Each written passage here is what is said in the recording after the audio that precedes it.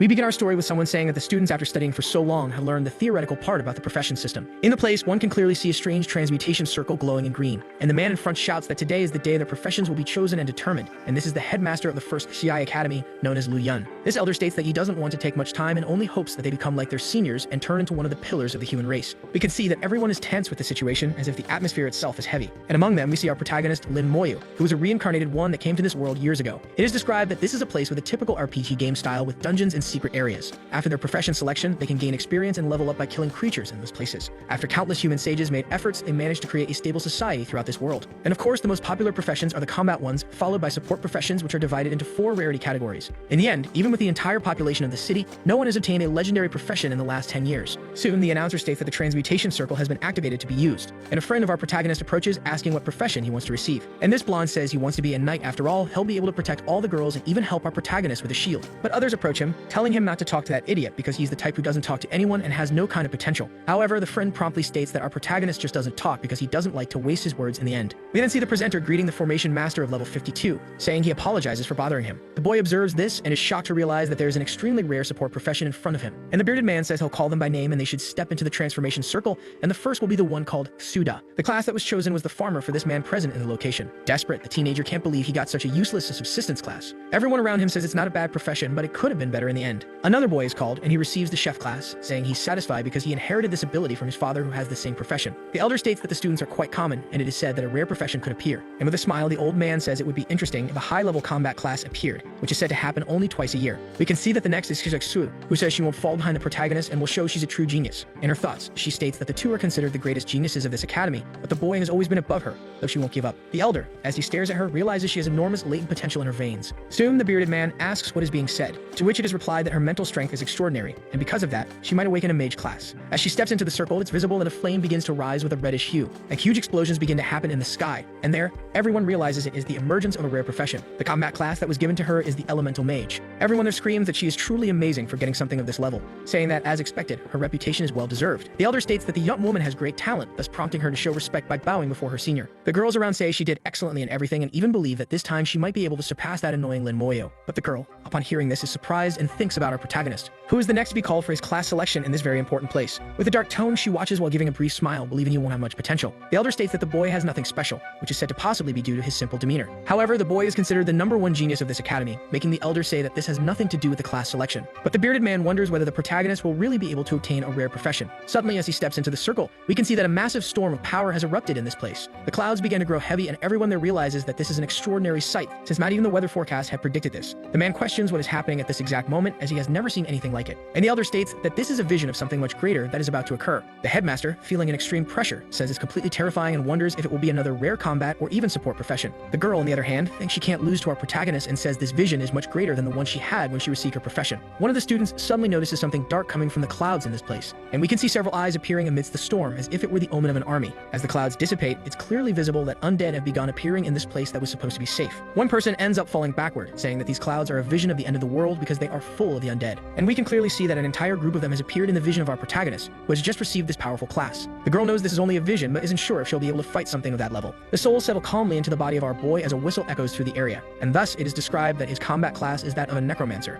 unique and secret. The boy observes this, realizing that he is the only necromancer in the entire world at this exact moment. Even if he ends up dying, no new generation will arise with the same talent as his. People start talking, saying that he's an incredible person, while others feel envy. One of the men says that secret professions are just rare but not necessarily good, and one of the teenagers mocks how well it matches his personality. Our boy remains calm, stating that this exclusive profession is much better than he had imagined. Suddenly, the elder approaches Lin, telling him to wait for a moment. The young man shows respect by bowing his head and asking what his senior wishes to request. The man says he has never seen a unique profession before, and for that reason, asks him to demonstrate his abilities, to which the young man agrees. And upon analyzing them, he realizes that he possesses the ability to summon a level 1 skeleton warrior, considered black iron, the lowest classification. The young man thinks that his spiritual power is stronger and could compare to a mage's, but his ability is similar to that of summoners, and so he uses his power. Thus, a black iron skeleton warrior with only 15 stats appears before him. Everyone is shocked to see that he managed to summon a monster of this type from the dark clouds. Suddenly, the mage performs a small attack on the protagonist's servant in a single move to test it. The skeleton warrior enters attack mode, stating that it will counterattack in 10 seconds if not stopped by its master. And the boy promptly orders his servant to hold position, and the mage finds this very interesting. He is a level 52 professional, and even so, the summon remain hostile toward him, stating that as the protagonist level increases,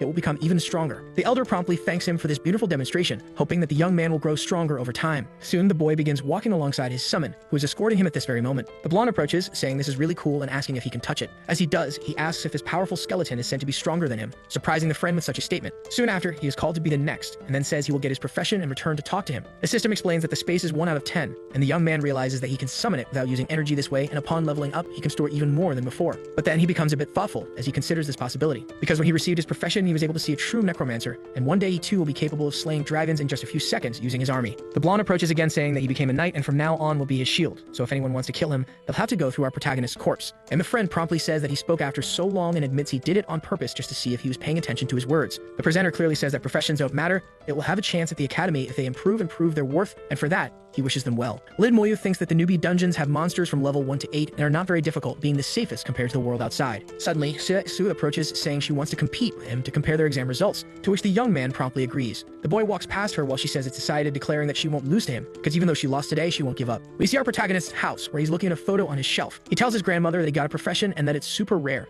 and also tells his sister to wait for him since she'll be joining Xia Academy in the future. Suddenly, someone knocks on the door, catching his attention. Upon opening it, he realizes it's director Lu, who came to deliver some supplies to him. This man says that last year in the city of Sihai, only the protagonist's older sister was accepted into Xia Academy. He promised her that he would take care of her younger brother before she left for that academy. Our protagonist promptly thanks him, and the man takes his leave, saying that tomorrow the young man will take a test in the dungeon and should get a good night's rest. Suddenly, midnight falls and the system screen begins to load, startling our boy. It is said that the host has awakened the necromancer profession and fulfilled the prerequisites to awaken the unique divine level talent, damage comprehension, and transfer. It is then read that this ability transfers all damage received by the mage to his summons, and the effects of all skills are multiplied fivefold. The boy promptly summons his skeleton warrior to see how it is, and upon observing it, he realizes that its stats are clearly 6 times higher than before this entire situation. He then states that with this ability, he can become invincible in this new world. The next day, we see that our boy has already arrived at the dungeon portal, and his friend asks if they want to form a party. When he answers no, the young man starts shouting, calling him a jerk for looking down on him, but Lin just replies that it's because speed decreases in a group. The girl says that he's right in the end, since experience is split equally, and that going with someone who helps is the best way to level up. This man says that Seak Sui, Lin Moyu, and the other combat professions can bring support into the dungeon, and the rest can form parties among themselves. It's said that the girl has a truly extraordinary skill, but they don't know our protagonist's potential, so they'll have to ask for help. The other people watching begin to tremble because they're afraid of the undead and don't want to team up with our protagonist. The boy then says that he's also aiming for Xia Academy and will take this test alone just the same. And the director promptly shows concern, saying it's very difficult to enter the place, and that his sister had to be at level 16 just to have a chance. It's hard to imagine he'll reach level 12 in just one short week, besides the other requirements that will be revealed at the end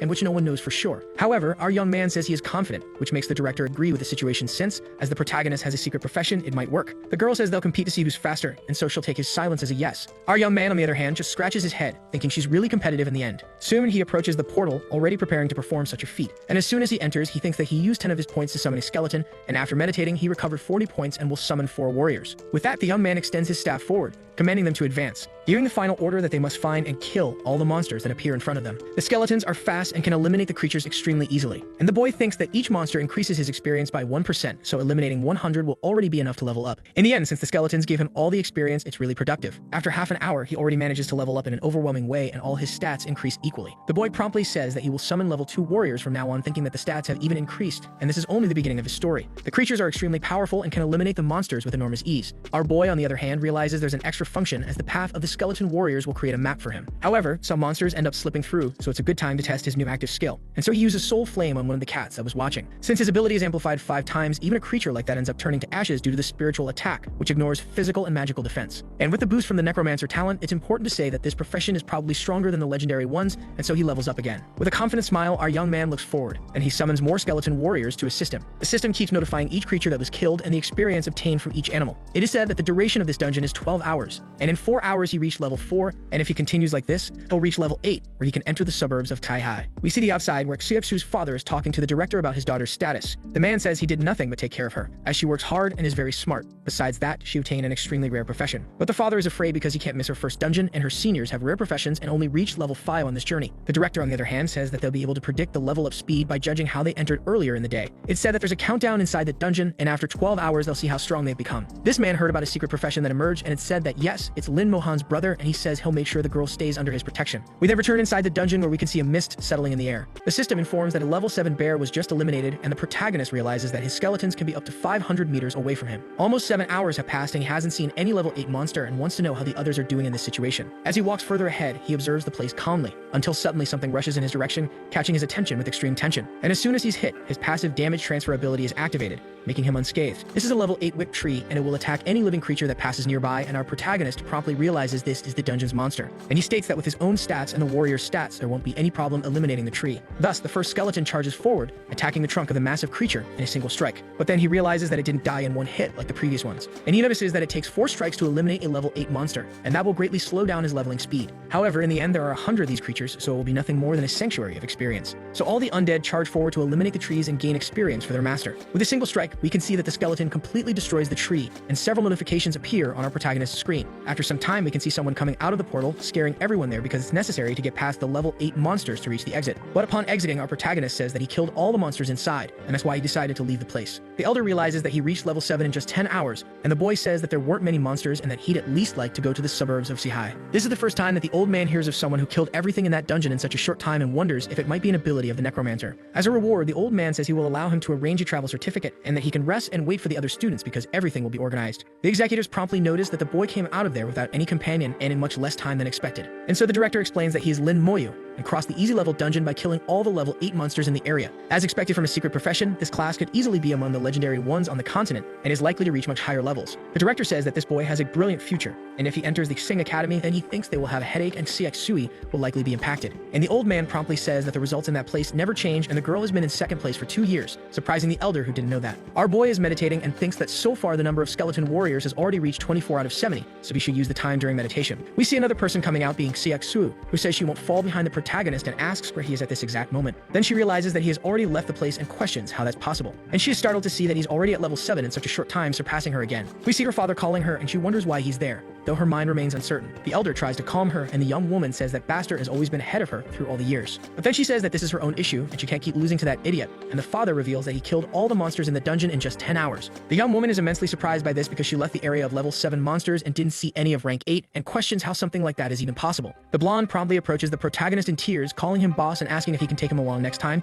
to which the boy replies yes. And so the young man says it's settled and he will wait for the protagonist at the academy entrance tomorrow. But the next morning we see that he's waiting in the breeze until the director informs him that the young man went to the suburbs of Sihai. Annoying, the boy says his friend tricked him and that's why he'll fight him to the death, and the elder says he'll lose in the end anyway. Suddenly we see another place, the checkpoint of the Shen Xia Empire. By touching a stone, the identification is initialized as being from our protagonist, who is granted passage into the empire at that exact moment. And so he wonders if there's any suitable mission for him, to which one appears: invade a level 14 domain and acquire the Goblin Chief's core. This mission has a lot of money involved and will definitely be difficult, and the difficulty in this world is divided into 3: normal, nightmare, and hell. The second hardest, which is nightmare, usually requires a strong team to clear without problems. As for hell, it requires people with legendary classes to complete such objectives, and it seems he won't be able to take on that mission right now. The knight promptly notices our boy and wonders what class he might have and still questions how he has permission to leave the city, but then decides to ignore it and says he should be careful and if anything happens, he must return to the city because his life is the priority. We can see that he has already entered the area, and it's said that these are 2 completely different worlds, not just a simple wall, but prison on the other side. Suddenly, a monster begins to approach with a heavy step. It is a goblin who observes our protagonist, who seems distracted. However, he summons his skeleton and commands it to go and kill the goblin that's watching him. We see that the creature is level 10, but it doesn't compare to the strength of his skeleton warrior at 375. Several other monsters run toward our protagonist, who has already summoned his army at this moment. And in thought, he realizes this is the capability of goblin, and if he can continue at this pace,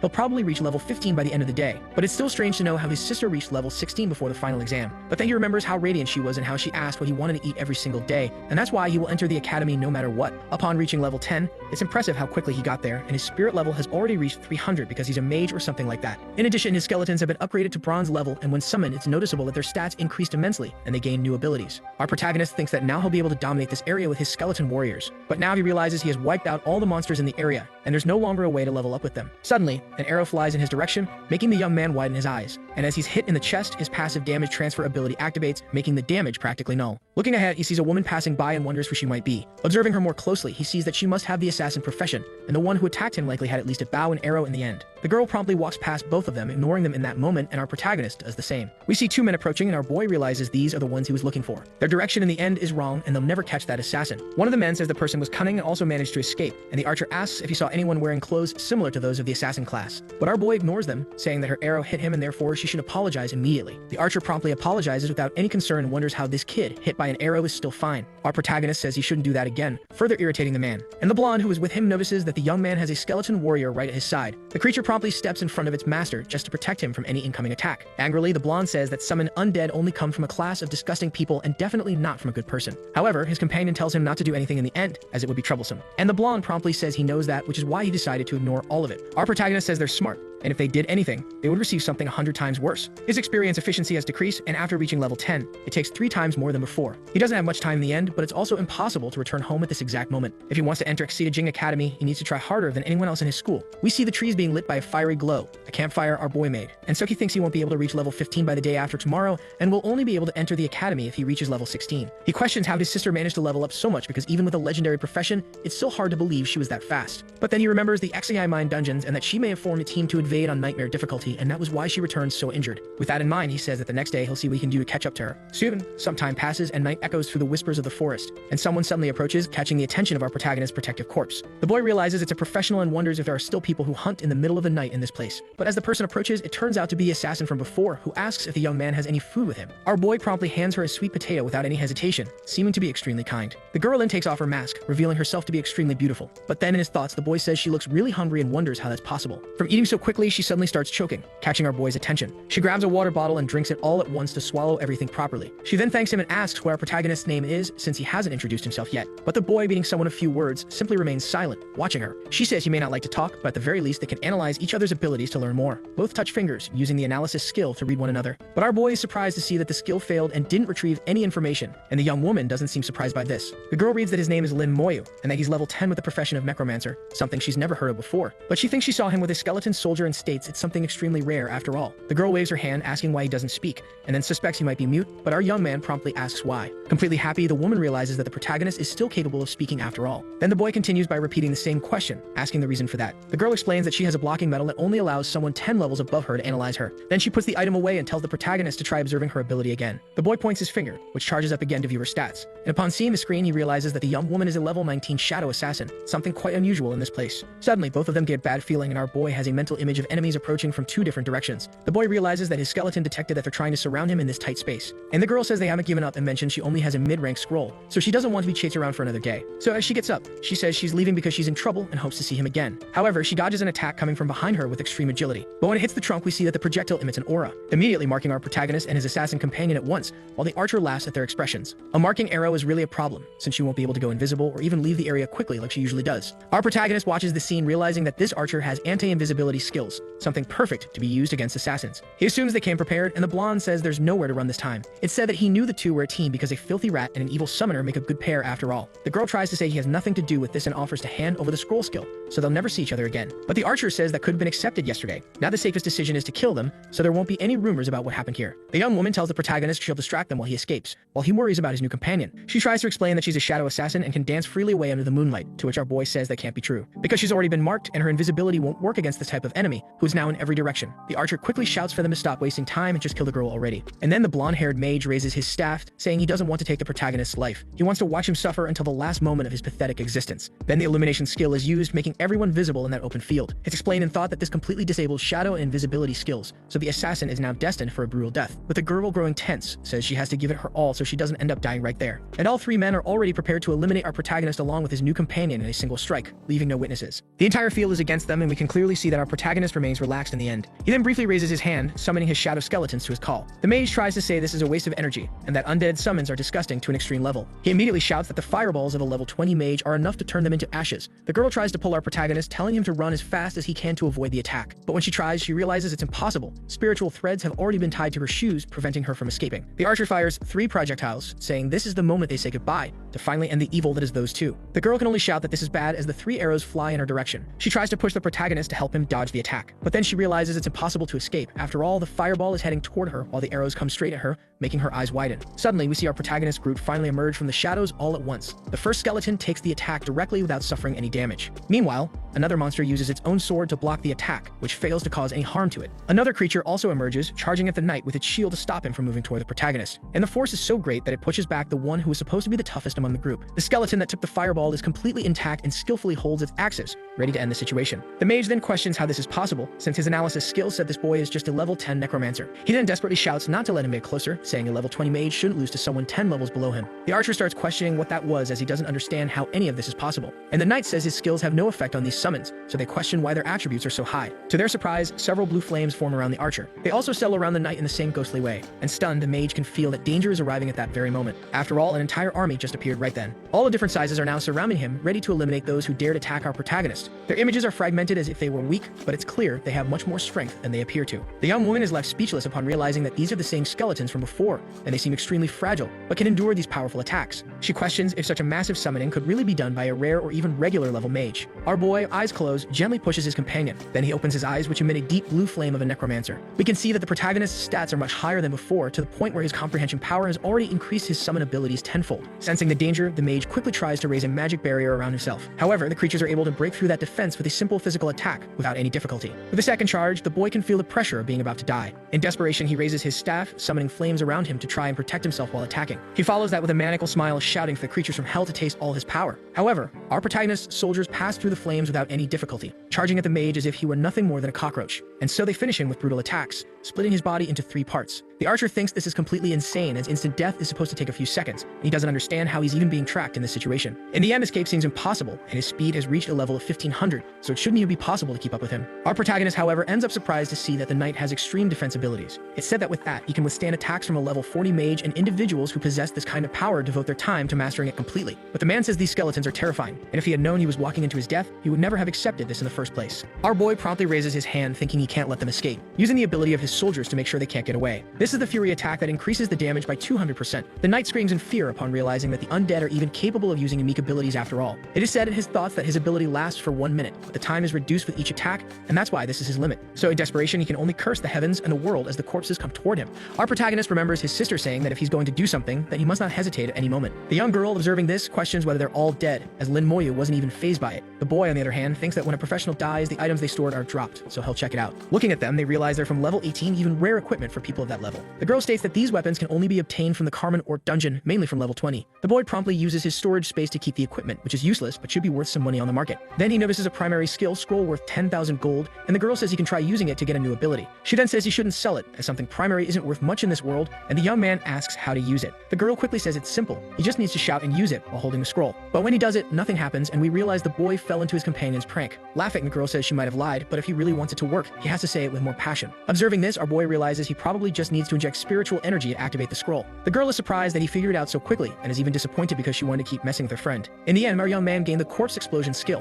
which wasn't in vain after all. In the eyes of a necromancer, a corpse also possesses life energy, and though it seems weak, it's incredibly powerful. Its range of action will be increased to 10 meters due to our protagonist's skill. So when one of the corpses explodes, it will trigger a chain reaction with the others, making it extremely useful for area attacks. Thanks to his luck, all his skills can become high level, and the girl asks if he got something new. The boy says yes, and the girl promptly praises him, saying his voice is extremely calm and even pleasant to listen to.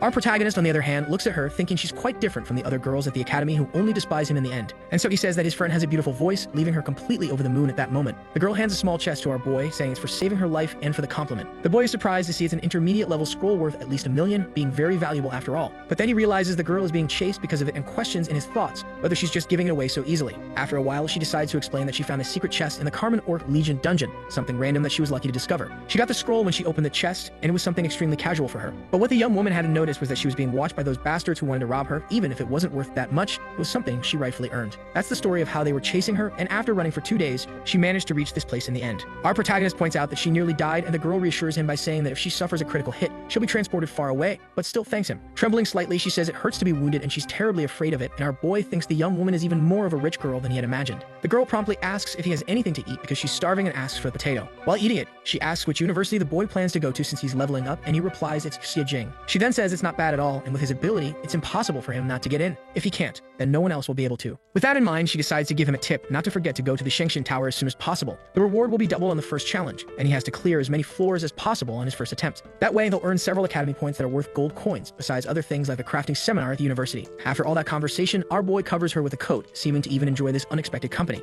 And so he relaxes to meditate and recover his spiritual energy. The next day, the young girl wakes up asking if he has more sweet potatoes because she's very hungry. With all the items in hand, she says it's too little and therefore asks him to be a gentleman and hand everything over to her. The boy promptly says there's none left, making his companion relax because she fully trusts him. Getting up, she says she's leaving now because she's also leveling up too much, and tells him to level up quickly so they can meet again in the future and farm levels together. Our protagonist, watching her walk away, seemed delighted by that presence that had become dear to him. But then getting up, he says it's time to test his new skill on those bodies lying there. Extending his hand forward, a red energy envelops his arm, and so the corpse explosion is used. We can see that the destruction area is immense and throws our protagonist slightly backward at that moment. He realizes that the area grew a lot due to the effect of his talent, and it's a skill that can eliminate bodies without leaving a trace, something extremely powerful. That's why he's going to put it into practice in the Shihai Mine dungeon from now on. After the transition of his skeleton warriors to bronze, the cost to summon them increased significantly, and now after meditation, he can only summon 4 more. He doesn't need to rush, as soon his space will be filled with an army. It's clear he's already reached the dungeon he was looking for. We can see several people looking for individuals to enter the area and level up. Our boy arrives accompanied by his skeleton, keeping his head down to avoid drawing too much attention, but that's impossible. Looking at the status panel, he realizes the true difficulty already features extremely powerful monsters, and without a group, it would be difficult to complete this task. Suddenly, someone approaches, trying to use the scanning system and asking if our protagonist is a summoner. But then they're shocked to see a blocking emblem deny the ability, and the skeleton glares at him with extreme suspicion. The other members try to approach, asking the protagonist to join their group since they need someone capable like him. And promptly, our boy lifts his head, stating that he won't accept any requests today. Soon, the system asks if he wants to confirm his choice to enter on nightmare difficulty after all. So the young man accepts, causing an enormous pressure to surround him. Everyone is startled to see that he entered that place alone and wonder if he's reckless or someone extremely powerful. They couldn't see anything in the protagonist's status, so they'll wait to see if he comes out alive. Inside the Exihai dungeon, we see our boy sensing a strong smell of blood and hearing that if he steps out of that circle, he'll be detected instantly. Facing a goblin, he realizes it has abnormal strength even compared to the usual ones, so its experience must be extremely high. The constitution of a level 14 knight is extremely low for the elite monsters in this place, and that's why most of them need help. But compared to his skeleton army, these mind goblins are nothing, and so he advances, ordering them to attack everyone there. We can see that the army easily handles the creatures, granting a massive amount of experience, which makes our protagonist realize it's 10 times more than monsters of the same level, so this place is truly a source of experience. It'll take only a few seconds to kill these creatures, so his strength will increase drastically as this progresses. And in the end, he can't let any of them escape, so he uses his mental map to detect them all. After a few eliminations, our protagonist finally levels up without any apparent difficulty. Soon it's said that he reached level 11 in just 5 minutes, and his spiritual energy was restored, allowing him to summon 4 more skeleton warriors. All of his basic attributes improve after level 10, however, it is seen that the points are increasing more and more after the 10th stage. It's clear that his warriors are also getting stronger as his level increases, and that's great for his development. But then he questions why all of his skills have improved except for the one he learned earlier, and so he sighs, thinking that his friend must know something she decided to hide so they could meet again in the future. Regretfully, a pressure passes over him, catching his attention. It's the Mind King Wolf, an elite leader of the area. Our protagonist thinks the attributes are pretty high, and it seems close to being a boss of this dungeon, but it's still just one creature against several warriors. So he commands all of his skeletons to charge at the massive dog in front of them. The creature promptly lets out a roar, while our protagonist thinks that the constitution of his warriors should be able to withstand the wolf's attack. Then, to increase damage, he uses the Fury Attack skill on all his summons to make the job easier, saying that the bigger the enemy, the more advantageous it is for the large numbers in his army. The creature uses another roar, which is blocked by one of the skeletons, while our boy states the power is weak but still capable of throwing his allies away. Then he's surprised to see that the leader ended up fleeing, questioning whether that's really fair in the end. But suddenly he realizes something's wrong and immediately orders his summons to retreat. We then see that they were all surrounded by fierce level 14 mind wolves with not so high stats. The boy says they're not that strong, but their number is already over 100, so even a typical 5-person team wouldn't be enough to handle so many. However, he's a necromancer, and these creatures are mere experience points, and we can see that just one attack is enough to eliminate them. The boy promptly gathers energy in his hand, using corpse explosion to his advantage, saying that after his talent enhancement, the damage dealt by the skill will cause damage equal to 100% of the wolf's health, resulting in instant death. It's clearly seen that amid the explosions, our boy gained an overwhelming amount of experience, already reaching 72% of level 11. The young man then states that the leader of this pack will suffer the same fate to make up for fleeing earlier and trying to ambush him, and so it's clear that corpse explosion was used on it as well to destroy it. Our boy observes that only 15,000 experience was given, equivalent to 5 mind wolves, but the items dropped are still quite valuable. Storing them, he says he should find the dungeon boss if he keeps clearing this path, so he can finish this challenge. And if he wants to complete these lower level areas in the future, he'll need experience, and it's clearly seen that the skeletons are eliminating other monsters. He gained a lot of experience in less than an hour, so at this pace, if he clears it a few more times, he'll even reach level 19. Then he says he'll see his sister again soon, and before that, he should reach level 12 after killing the creature that is the boss of the area. As expected, the constitution and strength of this monster are extreme and far above the stats of his skeletons. The boss monster promptly rises with extreme ferocity, then delivering an attack on our protagonist, who ends up using damage transfer to avoid taking any kind of injury from it. But it's clear that the skeleton can't survive it, and its skull begins to crack, and its entire body is then undone in the air at that moment. The boy promptly notices that the creature was able to defeat 2 of his skeletons with a single blow in the end. In the end, his constitution is only 120 points, and his defense is pathetic against a goblin king with 3,000 strength, and the damage is transferred naturally without being divided. So it's almost instant death, and apparently, our protagonist is ultimately his own weakness, and for that reason, he'll need to raise his own constitution. It's clearly seen that the boss is at least twice as strong as a skeleton overall, but not overwhelmingly so, because even if one can't compete, it's clear the young man has an entire army by his side. If the pace continues like this, he'll probably be able to defeat the monster with just a few more blows from his army. But suddenly the creature jumps, throwing off all the skeletons that were clinging to its body. And upon landing, it uses the tremor ability, which is much more powerful than the Wolf King's roar. The creature then uses flame breath, rapidly decreasing the constitution of the protagonist's army at an insane speed. The boy promptly commands them to return to the summoning space, as he must prevent it from using its abilities at all costs. And so he uses his soul flame to fire a beam of green energy at the creature, which then catches fire, while the boy thinks he doesn't have much spiritual power left, so he must take this chance to finish off the monster once and for all. Using the Fury attack, he shouts that he's finally hit this boss dead on, so he can finish it off with extreme speed. The system congratulates him for killing the goblin and earning 40,000 experience, and he reaches level 12. After evaluating, he believes it's enough to leave the dungeon. Even being a necromancer, his difference from a mage is very noticeable, so the Mantle of Wisdom may be useful, since it adds 10 points to both spirit and constitution. Besides the fact that he obtained a core worth at least 10,000 gold coins, more valuable than all the equipment combined, and says he reaped good rewards here. After leveling up and restoring his spiritual power, he can summon 4 more skeletons to his group, now totaling 60. With that done, it's finally time to leave, and he uses teleportation to return to the previous location. Everyone is surprised to see that he came out alive and even completed the dungeon, wearing the Mantle of Wisdom. The boy thinks that the dungeon cooldown is 12 hours, and he'll use the time to recover and avoid killing other monsters. This place showed him that his greatest weakness is his own body, but also taught him how to use his abilities in the best possible way. Corpse Explosion is great and practically a mass attack, while Soul Flame can interrupt even a nightmare-level boss who can't withstand it. After 12 hours, he ends up waking and says that his spiritual power has already recovered, and he's ready to summon 4 more skeleton warriors. As he gets close to the area, he notices that people often sleep outside, and it's rare to see them camping. But in the case of his friend, she seems to be the clumsy type who wanders around in the middle of the night. As he approaches, he notices a commotion and asks what's going on there. It's said that the Dynasty Guild is being unfair because they're not allowing anyone into the dungeon that everyone had been waiting for. And one of the men states that the young master is completing a quest inside, and therefore no one is allowed to enter until he's done. One person shouts that this is very selfish, but the mage promptly says he's being too noisy and attacks the man who was complaining. We can clearly see the man's body falling far away, creating a brief wave of smoke. And those nearby notice that he was killed without any chance to explain, killed in such a brutal way. The armored people say that a mere unknown professional deserves death, and if anyone dares, they can seek revenge at their guild base. Our boy approaches, asking what's going on, drawing the attention of the man who previously tried to scan him. Then it's explained that the Dynasty Guild needs the Goblin Chief's crystal core, which is a rare item, and their young master is trying to obtain it right now. They even posted a notice for all hunters, but that core is worth at least 30,000 coins, and they were only offering 10,000 as a reward. The boy asks what the item is used for, and the answer is that it can be crafted into a chief's ring, which raises all abilities by 1 level and increases stats by 10. It's the most powerful item below level 40, and the protagonist is surprised by that statement, saying it's something incredibly difficult to be in the hands of a rookie professional. Soon our boy promptly walks off, saying it doesn't matter who it is. No one is going to get in his way or interfere with his level farming. The mage is stomping on the corpse and saying their rookie without a guild dares to challenge them, asking if he has a death wish. Lin Moyu, however, with a serious tone, orders them to get out because they're getting in the way of his leveling. The older man promptly kicks the corpse, saying he must have hit his head, as he's messing with extremely powerful people. But the boy remains skeptical and orders them to get out of the way immediately because they're interfering. The redhead reads the protagonist, seeing he's a level 12 necromancer, and wonders what this class is about, but says he's too stubborn for a rookie.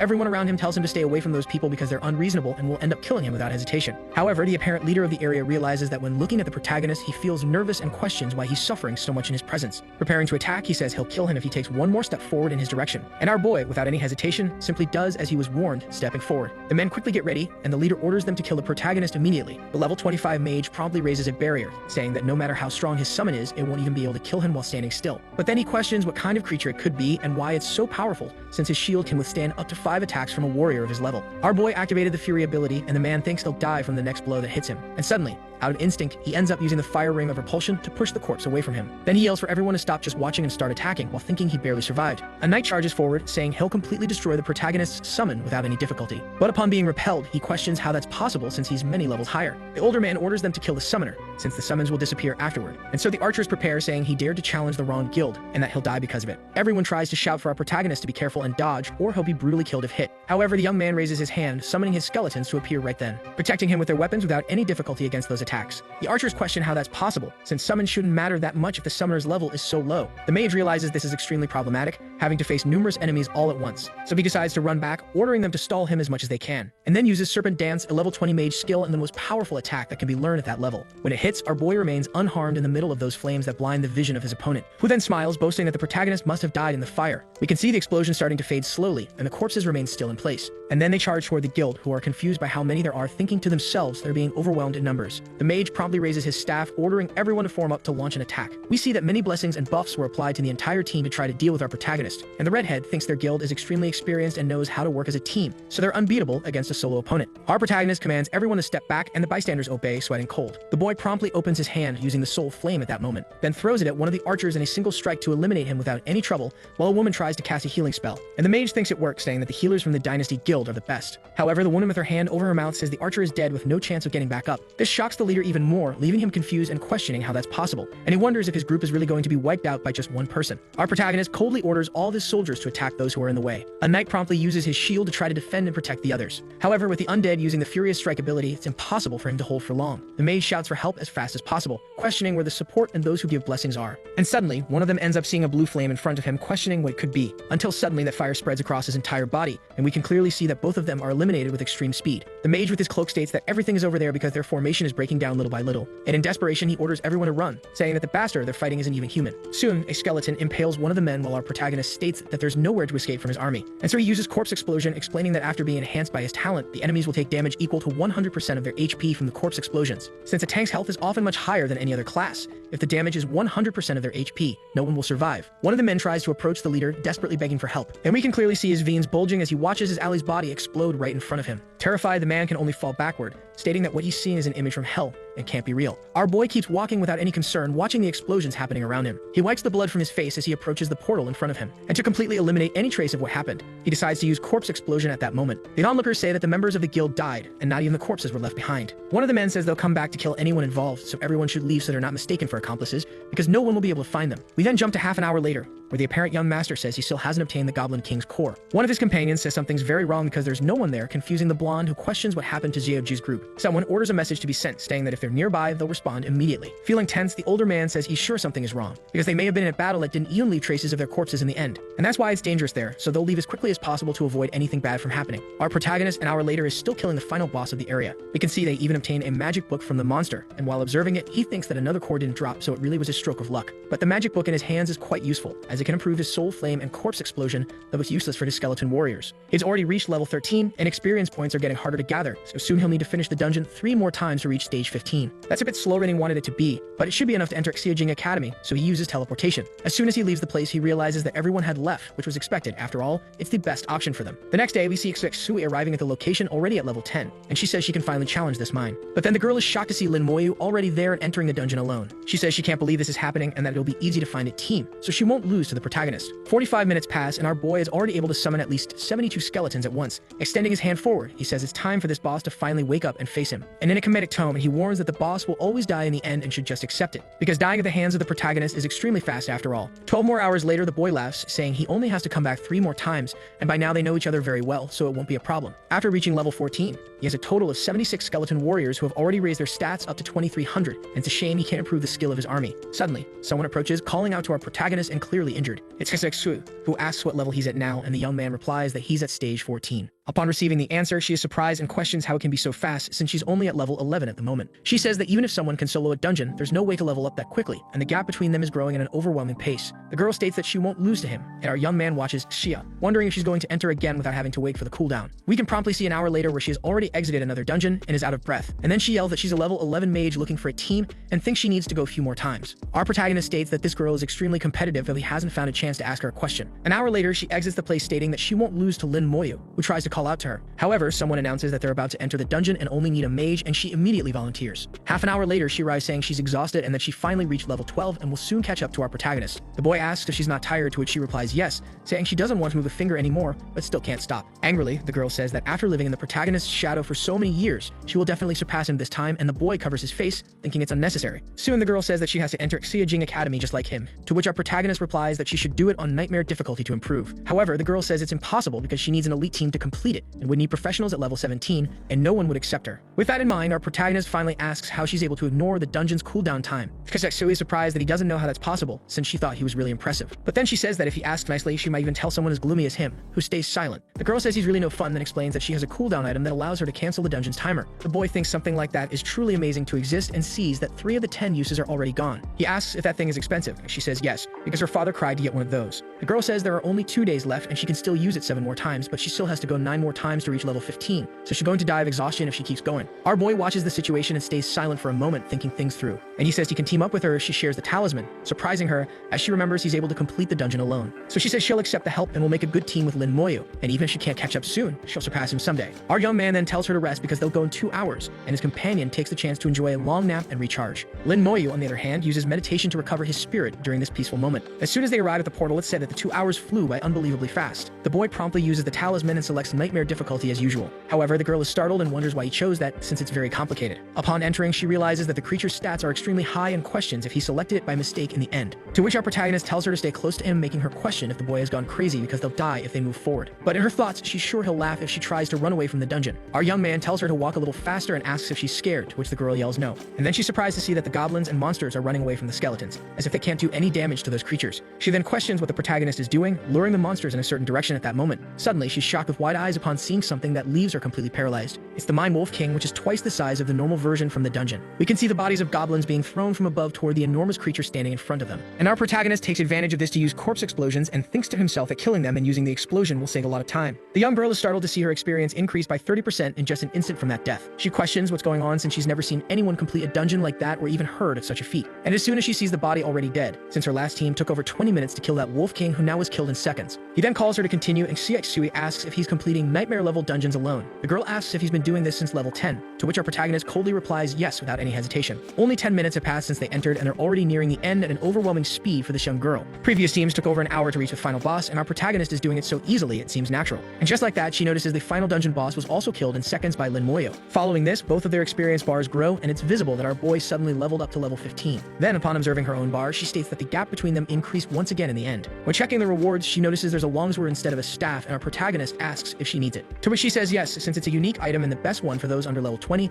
but she'll have to ask her dad for money to buy it. But then she picks up the item our protagonist threw, which is actually the rarest object in that dungeon, the one she needed. Grateful, the girl asks if he doesn't need it, to which he says he has a spell book and doesn't like using a staff that much anyway. She says she didn't even notice where he got the book from and asks if the boy doesn't care about the stats weapons give. Our protagonist thinks that gathering corpses and blowing them up is the best option because it saved a huge amount of time, and with a few more runs he can reach level 16. Kneeling next to the boss, he apologizes, saying he'll have to eliminate it a few more times to get stronger. The girl then asks what he's doing since the monster can't understand him, to which he replies it's a habit of his that helps maintain his sanity. She looks at him and wonders who even apologizes to a boss, since that creature is there to kill them above all else after all. And then she states that our protagonist is a strange guy, but actually kind of cute, even with these horrible creatures. Our protagonist says they're leaving and continuing, and the girl follows him with a smile on her face. As soon as they're teleported back, the boy uses the artifact again, so they can go for another round. In the second dungeon, it's clear they got more equipment, and even the girl looks happier. 5 runs have already passed, and just with that, our protagonist has gained a massive amount of experience. The girl says the talisman is finally depleted, and there's still a day and a half left until the exam, meaning they can still clear it 2 more times. Then Xiexui says the protagonist is close to leveling up and could really end up being a champion in the end.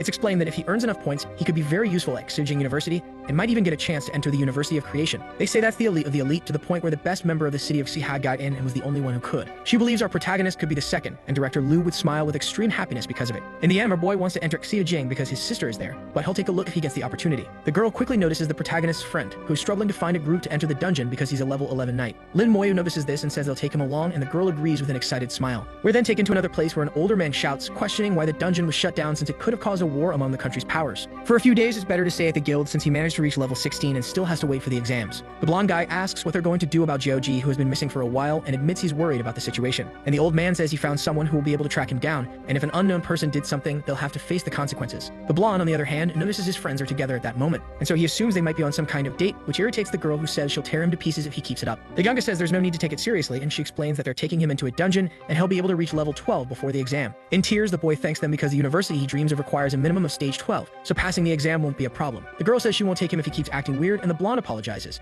saying that if she ordered his death, he carried out on the spot. The girl keeps getting irritated, so the boy decides to change the subject, asking how long is left before their cooldown ends. She replies that it'll be at least 10 hours before they can enter the dungeon again and complete the challenge. Realizing this, the knight says he'll go kill some wild monsters and wishes our protagonist luck in winning Xiexu's heart. The girl, annoyed, throws a fire blast at her insolent companion, who keeps making those remarks. Desperate, the other guy runs off, fleeing the fire blast amid laughter. Xiexui says he's a complete idiot, and our protagonist says he's just the type who likes to tease, so she doesn't need to worry so much about what he says. 10 hours later, the blonde guy says they must have chosen the wrong difficulty since this one is nightmare level, to which the girl tells him to just go with the flow. And with a confident tone, she says she's not going to be only one impressed by our protagonist's abilities anymore. The blonde immediately says that in nightmare difficulty, a monster could easily kill him, and the girl tells him not to hide behind a mage since she has even less defense than he does. Meanwhile, our protagonist uses his corpse explosion to eliminate the dungeon boss quickly and without any trouble. His companion says it's absurd because a creature like that needs a whole group of people to be killed, and even then, it's difficult, though the girl says it's not that serious. The knight promptly says he'll be the protagonist's lackey, asking to be taken taken on future raids. And in a comedic tone, he says he has no pride left since he can't be the knight type when his boss is right there in front of him. Our boy says he can let go now, implying he'll take him along, and then thinks just one more dungeon run and he'll reach level 16, with his companions at levels 15 and 12. After that, it's just a matter of time until the great university exam begins. Sometime later, we see the top of the wall where one of the men says today is the children's return day. Owen says she's imagining the results, and another old man says the two geniuses from Old Lu's Academy are aiming for Xujing University. And the bearded man responds that it's true because his two best students must have at least reached level 15 to achieve that feat. Then in thought,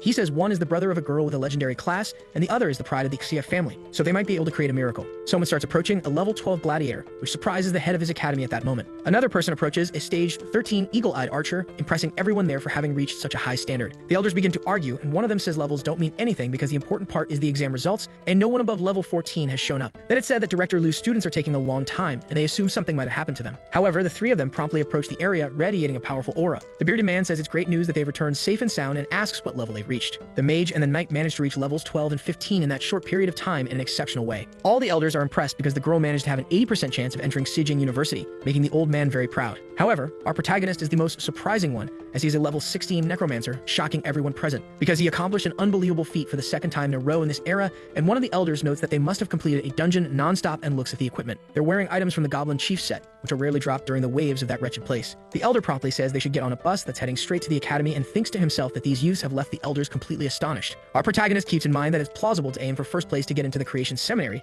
as entry is guaranteed. The next day, his spiritual energy is fully recovered, and he has a total of 100 skeletons with 2,500 status points, making him physically at his peak. The blonde, upon seeing our boy, raises his hand and calls him using the honorific boss. His companion also notices him and is surprised for a moment. He then asks if they're ready, and the reply is yes, since he's been preparing for a long time. The girl says they'll meet again at Xujing University, and the young man agrees. It's said that with this teleportation stone, everyone will be sent to the exam area, and they should prioritize their safety during the process because their lives are what matter most. In the center of Jiangning province, our boy states that there are tens of thousands of people gathered there at that moment, and suddenly, the test tower shouts that it is being activated. Then it states the exam rules. They must not talk or ask questions, and unnecessary infractions will result in disqualification. Two people begin to talk, questioning whether it's really not allowed to even ask questions at any time. And then the tower immediately disqualifies them for strictly violating the rules. Our protagonist says that his friend must have realized this quickly, saying that it's a good sign after all. It is then explained that the test tower will give tasks according to their professions. Combat types will face extreme battles against powerful creatures. Support types will face adverse situations where they must prove their worth. After completing the basic tasks, they can choose one of 3 difficulty levels in order to complete their tasks. It's then said that the exam points will determine whether they are selected for the universities they aim for, and the score is more valuable than gold coins. They are allowed to use any kind of equipment, but support items are strictly prohibited, and their storage will be sealed during the event. They are then instructed to form a line to enter the tower, and our protagonist realizes that participants across the country must number in the millions at this point. And upon realizing this, he notes that this place doesn't resemble the dungeon he's been facing, as it is filtered according to his class. The examiners above say that the necromancer should be classified as a rare type mage for now, as they've never seen one before. Our young man is impressed when he sees that his enemy will be a sorcerer type creature. Then the system informs him that he must eliminate it as quickly as possible, and our protagonist notices that he cannot see the monster's stats. The boy says that kind of thing doesn't matter, and so he prepares his soul flame at that moment. He then completely incinerates the creature, not giving it any chance to counterattack. The examiner is surprised to see that the boy reached a historic time of 0.1 seconds, qualifying it as an instant kill. One of the examiners approaches because he heard talk of a new profession, and another man says there's no stable way to assess the capacity of that profession yet. The old man, realizing this, says he should increase the level, and in the second test, the difficulty should be of legendary class. If he fails, they'll award 100 points to the first place, but if he passes the second test, then the elder himself will give him 1,000 bonus points as compensation. We then see a level 20 werewolf sorcerer appear in front of our boy. Quickly extending his hand, the boy uses the soul flame to eliminate the creature. Everyone is surprised to see that it was defeated with a single strike, and the elder decides there's no need to continue, so he should proceed to the next stage. The tower announces that the first phase of the exam has ended, and out of 10,000 people, only 5,000 have passed, and the results will be announced. And the girl observes this and realizes that our protagonist is truly absurd for having finished with a time of 1 second and won't let herself be defeated. The blonde, on the other hand, questions why he's not among the top ranks since he should be in first place and assumes there must be a mistake. However, our protagonist wonders if he went overboard, and the tower informs them that the second round may cost them their lives, so they must consider their limitations. In case of danger, they can shout for resistance, and they will keep their points, and our protagonist realizes that this round is about killing the most monsters in 30 minutes. Wang Zihao, the level 16 berserker, decides he'll kill a monster on infernal difficulty to earn 5 times more than the normal level and reach first place. XX3, on the other hand, realizes that mages aren't good at close combat or effective against very strong enemies, so her victory lies in quantity. All the examiners calmly observe the participants, since most of them are choosing infernal difficulty due to confidence in their current levels. However, none of them know which difficulty the necromancer Lin Moyu chose, and a man says he wants to see it too. Our boy smiles and states that the candidates will have a hard time fighting continuously for 30 minutes. But he is an exception, and therefore selects infernal difficulty with extreme confidence. All the examiners notice this and say the protagonist must be capable goal of reaching the top ranks. After all, this young man seems like he came from heaven. Soon, elite werewolf warriors are brought in to fight them, all level 13, which doesn't surprise our boy. He says their stats are extremely low and claims that candidates wouldn't have a chance to eliminate creatures of this level, then uses his ability. Immediately, his level 16 skeleton warriors are summoned to the battlefield to fight, and the boy easily eliminates the creatures while thinking it takes 5 seconds for others to appear, so 2 skeletons are more than enough. Everyone is shocked to see that his summons are extremely powerful, and that this new class is far stronger than anyone had imagined. The blonde, eyes burning, yells for everyone to come at him, and the administrators think he doesn't know how to manage his energy. In the end, even Xuexu, who chose an easier difficulty, is currently 1 level above him. However, everyone ends up seeing that our protagonist is simply sitting down eating, while his summons do the fighting, and they make a note of it. The oldest examiner says the boy is quite interesting after all. Then Wang Zihao declares that it's finally over and he must have eliminated 50 infernal difficulty monsters, assuming that first place is his. Panting, he asks the tower to show the rankings right away as he's extremely confident in his skill. But then he's shocked to find out he's in 4th place again and wonders how this discrepancy is happening between 1st and 2nd place. Since the respawn time of each monster is 5 seconds, it's only possible to kill 12 in a minute, so he would need to kill 5 every minute to get 1800 points. But our protagonist completely exceeded this by eliminating 301 almost instantly. The elders are amazed by this, saying that their student is utterly ridiculous and admit that even Su Kaingui, who was extremely talented, only got 700 points. On the other hand, it's revealed that the 3rd round will be a boss fight, and so he chooses nightmare difficulty to eliminate it with ease. Soon, the werewolf captain appears at level 15 with very low stats, and our boy says it doesn't even compare to the monsters in the Exihai Mine dungeon. Now he understands that they can't send monsters of that difficulty, which disappoints him, so he commands more skeletons to emerge from the shadows. On the other side of the arena, we see the blonde laughing while his eyes burn with excitement from the fight taking place. Elsewhere, Xuexu is fighting the creatures from a distance since she's an elemental mage taking advantage of her long range. Meanwhile, another person uses their invisibility skill to hide from the monster and strike with a critical hit when the chance arises. However, our protagonist once again kills the creature instantly and has proven that his summons can even use skills. They can't even evaluate the true extent of his power, so they decide to wait until the 5th test round to see how far he can go. However, our protagonist, upon observing the list, notices that his friend Gao Yang is also giving his best, having reached rank 670 even as a knight. Then it is announced that the 4th round of testing will begin, where the enemies will be enhanced, and they must choose whether to give up or continue. The blonde, noticing this, realizes that this is his chance to shine and reach 1st place, finally entering the place he longs for. With the current rankings, they won't have any trouble entering the top 100 universities of the empire, so he will respect those who chose not to give up. Each person will face 10 waves of monster attacks, totaling 100 enemies, and after 1 minute, more monsters from the next wave will appear. The last wave will be composed of a boss monster, and only those who kill all creatures will pass the test. Each enemy is worth a total of 10 points, and upon completing all levels, the score will be doubled at the end, allowing for a total of over 2,000. We can see that there are beastly warriors, mages, and even experienced fighters among them. The elders want to see how our protagonist will perform in this test, since the best way to defeat a summoner is to eliminate him. However, the elder believes that this round won't be enough to stop Lin Moyu,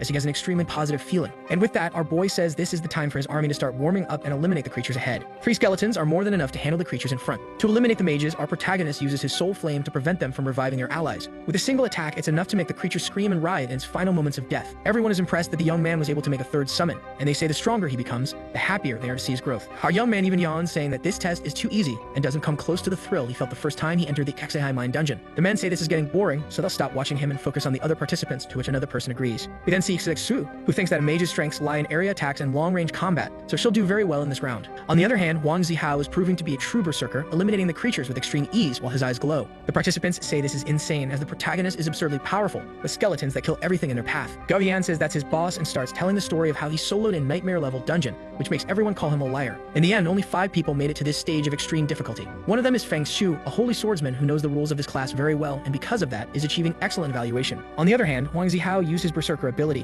which increases his strength by 500% for 5 minutes, but decreases his speed by 200%. It's clear that with this massive power boost, he's able to eliminate the monsters far more easily than before. However, our protagonist, on the other hand, states that the final wave of monsters has finally arrived, and eliminates it without any difficulty. Then a man announces that the 4th round of testing is over, and only 5 candidates remain, showing the ranking board, where our protagonist takes 1st place, and everyone is shocked to see it, since the 4th round was already hell, and they can't even imagine how the 5th will be. The blonde states that according to his calculations, the final stage will determine the winner of this round. The girl says she's among the top 5, so she should be able to enter Xia Jing Academy without any trouble. And we see Zhu Mei, who has the same goal and is giving her all to get into that university. But the man says they must give it their best, or they will disappear among the eliminated, and if they want to enter that university, they must push themselves. Our protagonist and his companions state that the moment has finally come, and the rules for the 5th round will now be revealed. They will be taken to a special place called the Battle Space, where there will be over 100 monsters per round, including captains and bosses. Everyone must pay attention to the pace of their eliminations and the change in score, as this place is divided into 5 stages, and each stage grants different points. When they enter that place, the examiners will only be able to see their score changes, so if they have any aces up their sleeves, now is the time to use them. We then see a chart explaining each round, the points obtained, and especially the level of the creatures. Upon arriving, our protagonist realizes he can feel a deathly aura and assumes an unimaginable war must have taken place there. He concludes that this is meant to simulate a more advanced and true battlefield, where death happens at every moment. And when analyzing the creatures, he notices he can only see their levels, without any information about their stats or abilities. Looking up, he notices that the sound is coming from other monsters monsters calling out to their companions. When one of his skeletons attacks, it can't kill the enemy immediately, so he concludes their constitution must be higher than expected. But that's not a problem, because he can easily land a second blow to finish them off without issue. And as soon as he does, he uses corpse explosion to clear the surrounding area. The examiners are shocked to see that Lin Moyu has already taken action and gained 500 points, killing 10 monsters in the first stage. Our young man laughs, stating that they use their roars to attract enemies, and in that case, he'll have to wait for the rest of the monsters to come. But then he notices that the corpse is disappearing, which means his skill will become useless, since they vanish after 10 seconds. So he realizes he'll need to slightly change his strategy to eliminate the creatures more efficiently. Deploying 9 skeletons, he gives the order to gather the remaining monsters into one spot. And once that's done, one of the skeletons attacks the monsters to leave them with low health. With all of them successfully grouped, our protagonist uses corpse explosion at that exact moment, creating a wave of destruction that completely wipes out the creatures without any difficulty. Everyone is shocked to see the protagonist do something unbelievable they couldn't even witness. His score increased by 4,500 all at once, as if he had killed 100. The elder admits that the necromancer class is extremely powerful and wonders what the true extent of his power is at this point. Observing the arena, he clearly notices there's no need to wait a full minute for the creature to respond like in the previous round. Suddenly, he looks up and sees massive fireballs coming at him out of nowhere. He immediately commands his skeletons to shield him from the attack so he won't take any serious damage. The creatures are able to withstand the blow without any difficulty, and none of them are destroyed or even break formation. It's revealed that the attackers are level 16 lizardmen sorcerers using a skill called Fire Rain, and our boy says they've finally shown up and he's going to take advantage of it to start his turn. The horde quickly begins charging toward our protagonist to take him down. However, his army positions itself in front, ready to annihilate any threat that approaches their master. The skeletons swiftly begin defeating them without any difficulty, while Lin Moyo keeps walking forward with confidence. It becomes very clear that the warriors are able to destroy the monsters without any struggle, and our young man takes advantage of this to use corpse explosion, eliminating all the monsters that have been killed through a consecutive wave of thousands of explosions. Everyone is shocked to see the protagonist's score jump by 6,000 in an instant. They assume it's due to area attacks, which are incredibly powerful. The elders even begin to argue that this class has surpassed the legendary level, though one of them says they can't make that claim yet, since being strong at a low level doesn't necessarily mean much. The boy looks ahead with a serious expression, realizing that the death aura has grown heavier, signaling the start of the second phase. There are at least 40 groups of beastmen scattered throughout the area. Each group is at a higher level than the last, and their numbers have even doubled, but that won't be a problem. Back with the examiners, they say they haven't seen anything like this in 100 years, and Lin Moyo truly has skills that are considered insane. It's suspected that he has awakened his innate talent, making him a great blessing to the human race, something that only happens once in decades. It quickly becomes clear that our protagonist has already reached 34,000 points at once after the previous events, and everyone is shocked to realize that he has entered the second phase, since a monster in that round is worth 100 points, and he just killed more than 100 in one go. Soon we are taken next to Jing, the capital of the Divine Summer Empire. We then see the true body of the test tower floating in the middle of the city. From afar, a dark aura begins to approach the place, causing even the animals in the street to sense its presence. A sudden attack begins to fly toward the tower, which shouts, asking who would dare to make such a reckless move. It then forms a huge golden hand to defend itself, while the shadow declares that the facility cannot stop its attack at this moment. We soon see both energies clash, creating a strong shockwave in the area. The tower's system questions whether the creature desires death and charges toward it using the golden hand. The beast, on the other hand, says this is merely a clone, so it can be killed if desired. However, there are still people inside the test after all. Suddenly, the golden hand crushes the creature's head, eliminating it with relative ease. People are flying around stating they didn't expect the remnants of the abyss to launch a stealth attack, targeting the children who are the future of the country. They even infiltrated the space tomb inside the tower, which is derived from the abyss itself, thus benefiting them. The man known as Bai Yuan says that time is now on their side, and one of the men replies that it will take an hour to adjust things on this end. Our protagonist wonders what's going on and what happened to the monsters that suddenly disappeared. Then someone steps forward and catches his attention, appearing familiar. It's Kasayak Shui, making our protagonist question in his thoughts what happened, since he should be meeting other candidates. The girl explains that she was killing monsters when they suddenly vanished, and our protagonist admits he's not sure what's happening, as this situation is abnormal. Suddenly, other people arrive at the scene, one of them being Wang Zihao, who asks what's going on. Suvin, the one known as God Bai, appears floating and urgently asks the children to listen to him. The elders outside question why this being has appeared, as they don't understand what's happening inside the battle space. Then the oldest one explains that demons from the abyssal world have invaded the battlefield, and they are working to correct this space's rules, which will take 1 hour. Kaisek is shocked as she sees no way they can survive, but the man reassures her, saying that if they join forces, it can endure against the abyss. He then declares that the children of Shenzhou will not fear battle or death. Seeing this opportunity, Wang Zihao raises his sword, saying they must not fear what lies ahead. He takes on the role of a leader, and everyone begins to cheer and shout the motto spoken by God Bai at that exact moment. Lin Moyu thinks that the weakest monsters from the abyss are around level 70, but if a man like that says they can win, it must mean the enemies aren't truly powerful. On the other side, the elders say the abyss is targeting the purpose of the great exam, which is to find the best of humanity, currently in the 5th round. And one of the elders tells them to stay calm. They must not panic and must believe in the white god. Slowly, everyone begins to calm down. One of the students points upward, saying that the blood moon of the abyss has finally appeared, and its power is starting to move toward them. All the knights step forward to protect the others, but the presence declares that this is nothing impressive, because in the end, they will all die. 1 hour is more than enough to eliminate them, though it's a pity it won't be able to savor the delicious bodies these humans possess. Our protagonist watches the monster approaching, a level 19 abyss-infected orc warrior. People begin to calm down and feel confident, knowing there are level restrictions in the war zone, and they might be able to handle it if everyone is united. But then they are shocked to realize that an enormous number of these creatures are appearing, at least elite monsters, enhanced to their maximum. Hezek asks our protagonist what he's going to do, to which he replies that it's troublesome, but they can still handle it. In the end, what matters is the experience.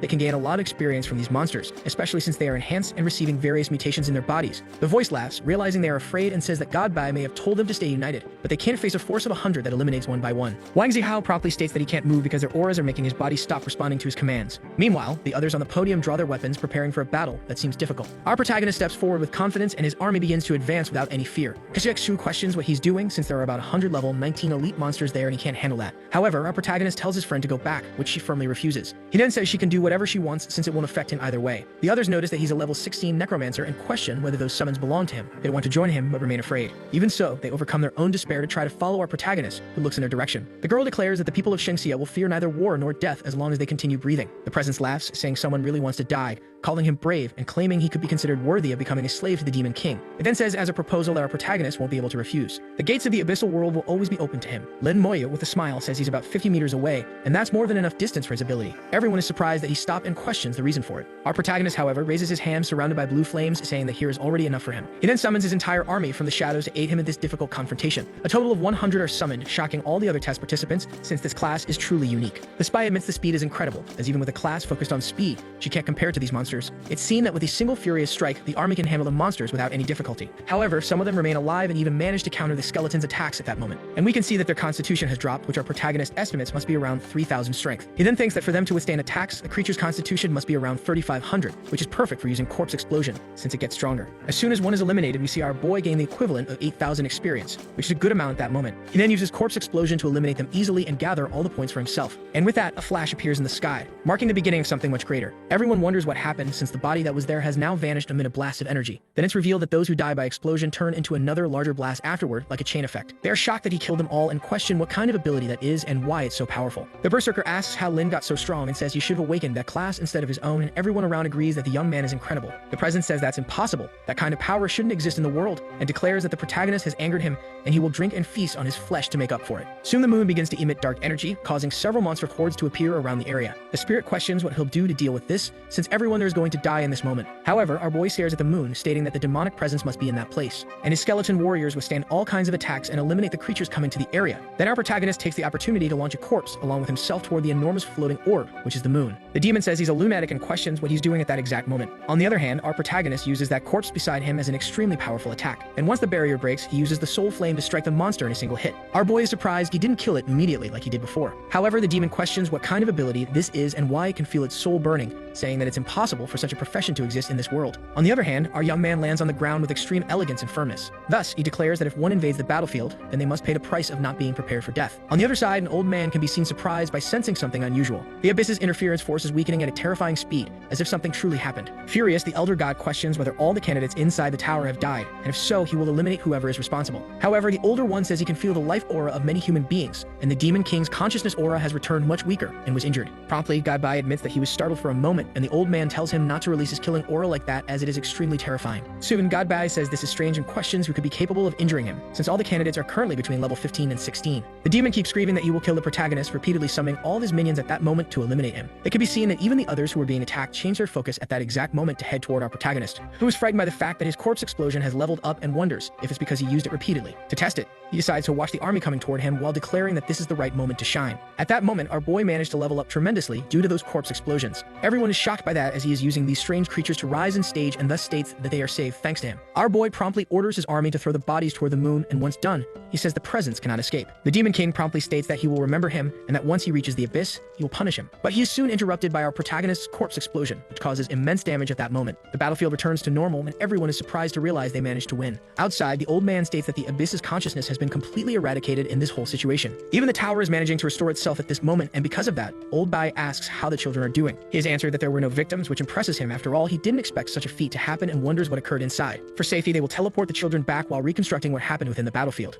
Shui asks if our protagonist is okay, with an almost romantic tone, to which he responds that he is. Soon, Godbai appears as a hologram, saying they will be sent back to the testing site, where the results of this important test will be announced. The girl says she couldn't even damage those monsters and says it was incredibly lucky to have our protagonist by her side in that situation. Soon, everyone heads to the main combat exam, where they are being evaluated and awaiting their scores. The old man says that's the least of it, since academies have high standards, and these evaluations will have to be carefully thoroughly analyzed. He wonders what exactly happened in there, but is more curious to see how far our boy managed to go during all this time. The examiners can be seen observing the scene of what occurred within the space. Godbai realizes that our protagonist is someone extremely powerful while watching him on the big screen. His existence was only recently discovered, and he didn't expect his class to be so strong after all, stating that he may have even awakened stronger talents. The others say this year's evaluation is a bit difficult, but with the exception of Lin Moyu, all others will need to be discussed gradually. Soon, the big screen is shown where the protagonist ranked first with the maximum score and excellent level. Director Liu starts to get emotional and shouts the protagonist's name while his friends say he will brag about this for over 20 years. The girl congratulates him, saying that the young man really managed to get the highest score in the province, and our boy gives a small smile in gratitude. However, this reaction is unusual for Xue, who watches him calmly. And then, in a comedic tone, she says that he looks really good being happy like that and asks why he doesn't do it more often. The old man is also impressed to see that Xue came in second place, and her companions congratulate and even envy her at that moment. The others had similar scores, however, Wang Ziha was the only one who did poorly on the test. The man questions why this is happening, as not even the top 20 academies will accept him if this is his result. He then shouts that he does not accept it and questions why his evaluations are so bad without any kind of evidence. The tower, realizing that he violated the rules, immediately disqualifies him. Soon the officials state that the student with the highest score this year was Lin Moyo. We can see Gao Yan celebrating that his leader is truly incredible for achieving something of that level without any kind of injury. But then the officials ask everyone to be quiet because they still need to deliver one more title, coming directly from the Imperial Order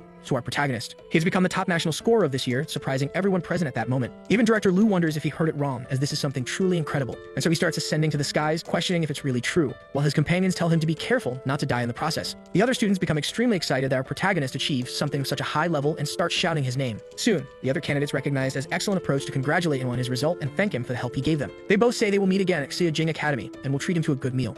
Sui says that he's a guy who doesn't talk much, and even though they've been classmates for 3 years, they haven't exchanged more than 10 words in total. However, our protagonist seriously states that he has used a total of 26 sentences with her so far, and this leaves her embarrassed while the others chuckle slightly, realizing they actually have a great relationship. We see our protagonist's house, where he says he'll be going to the same academy as his sister and announces to his grandmother that he got the best national score. Soon, there is a knock at the door calling for him at that moment. When he opens it, he realizes it's Director Liu and asks why he's there in that exact situation. And suddenly, he feels an overwhelming presence coming from behind the man, turning what seemed to be a simple visit into something much more intense. The boy states that with such a terrifying aura, he can't even breathe as easily as before. Soon, his skeleton comes out of the summoning to immediately protect him from this potential attack. However, Godbai says that he had a good reaction and then suppresses his own aura at that moment. The boy promptly shows respect by bowing and greeting the two men who were there at that moment. This important man came to talk about matters regarding Xie Academy and notices that our protagonist is calm, serene, and has excellent instinctive reactions. Soon it begins to turn to dusk amidst the boy's situation at that moment. The director asks not to mind since the protagonist's sister is currently at the academy, meaning he has been living alone for this past year. This god knows very well that having both siblings entering such a notable academy is something extremely rare after all. And upon observing the skeleton warrior of our protagonist, he questions how his attributes can only be at 250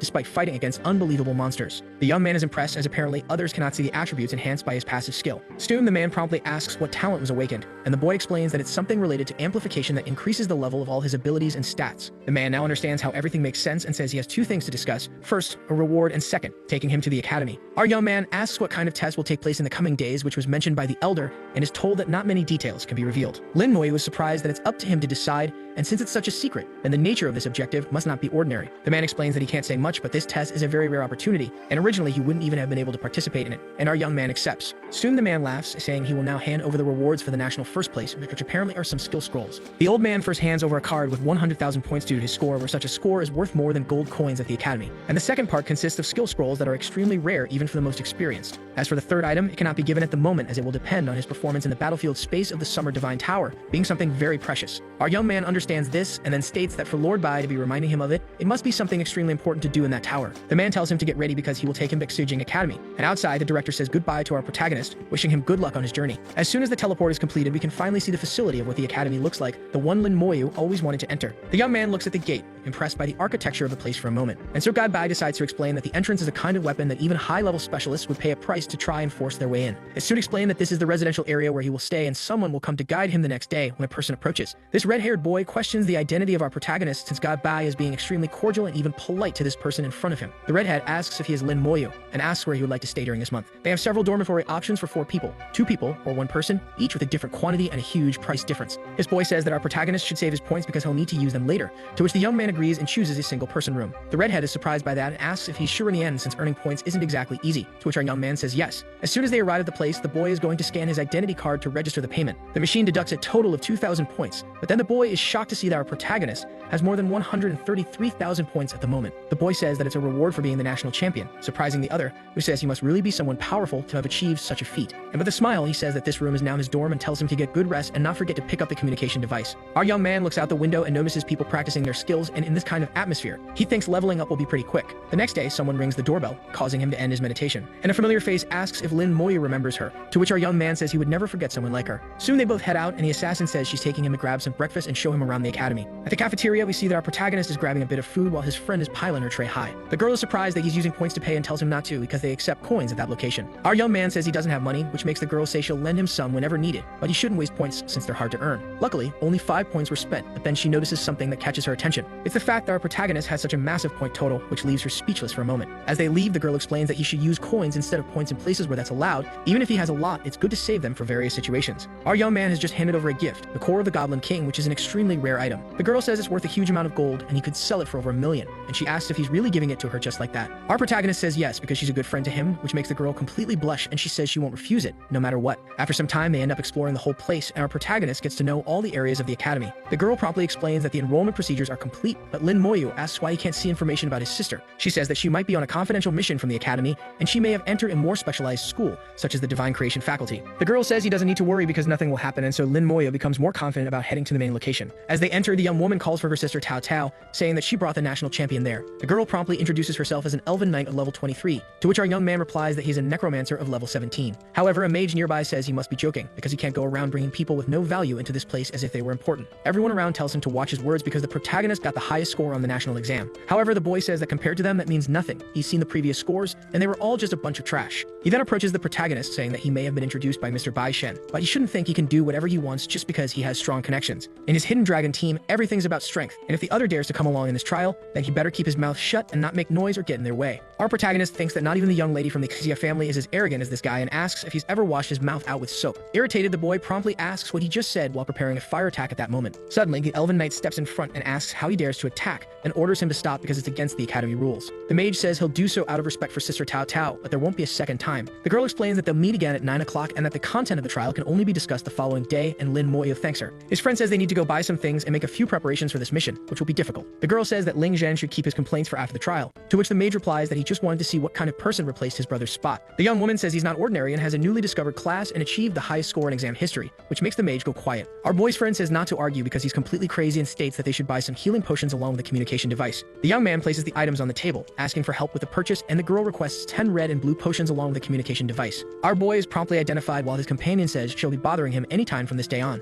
And so she tells them to exchange contacts and add each other as friends, which the young man does without difficulty. Arriving at his room, the girl says goodbye, saying she'll see him the next morning, to which the boy replies with a friendly tone that he will. Sitting on the bed, he realizes he still needs to prepare more for the trial and uses the primary skill scroll. The system informs him that everything was successful, and he acquired the action Curse of Slowness, which reduces the speed of his enemies by 50% and lasts 10 minutes. He then thinks his talent is truly capable of enhancing skill sets to an insane level, turning a simple ability into something completely incredible in his hands. Overall, he can be categorized as a summoner of attack and curses, and regardless of the type, all of them are important and very powerful. He hopes to learn more skills in the future to further expand his arsenal. The next day, we see the girl calling him, saying the sun is already shining and she's waiting downstairs so they can have breakfast together. After that, the team leader says that once they are teleported, they shouldn't wander off, and the mage tells the boy not to slow them down. The girl starts an argument, saying they'll be fine, to which the leader says they should sort this out after the trial, and for now, they will introduce their classes. Miao Yu introduces herself as an elder elf of level 20. Another is a priest named Duan Gao, also in the same level range. Ling Zhen, with an arrogant attitude, claims to be a sorcerer of level 21. Jing Tao Tao introduces herself as an elven knight of level 23, holding a rare class. Our protagonist and his friend introduce themselves as a necromancer and shadow assassin of levels 17 and 19. It's stated that in this trial, they must work together, otherwise they will end up in a lot of trouble. Soon it is said that the Hidden Dragon team is ready to begin the teleportation to the trial. Everyone is taken to a mysterious place where there is a dark tower full of chains. The young woman recognizes it as the divine structure of Xia, making Moya realize that the monument is in the sky, and he wonders if it is this divine power that is teleporting them at that moment. We then see that they have arrived at the Mermaid Island, which is located within that enormous structure. The leader explains that it is a mission stone, which they must touch to learn more about the trial. As soon as our young man does so, he realizes that they must enter a dungeon with a team of 6 people and obtain a mermaid tear. It is said to be located in the center of the island, and he wonders if this item has some special priority to be dropped. Tao Tao says she didn't expect this trial to be here, which makes her companion question her experience and what she knows. She explains that it is an extremely rare item that creates equipment, and besides the divine empire of Xia,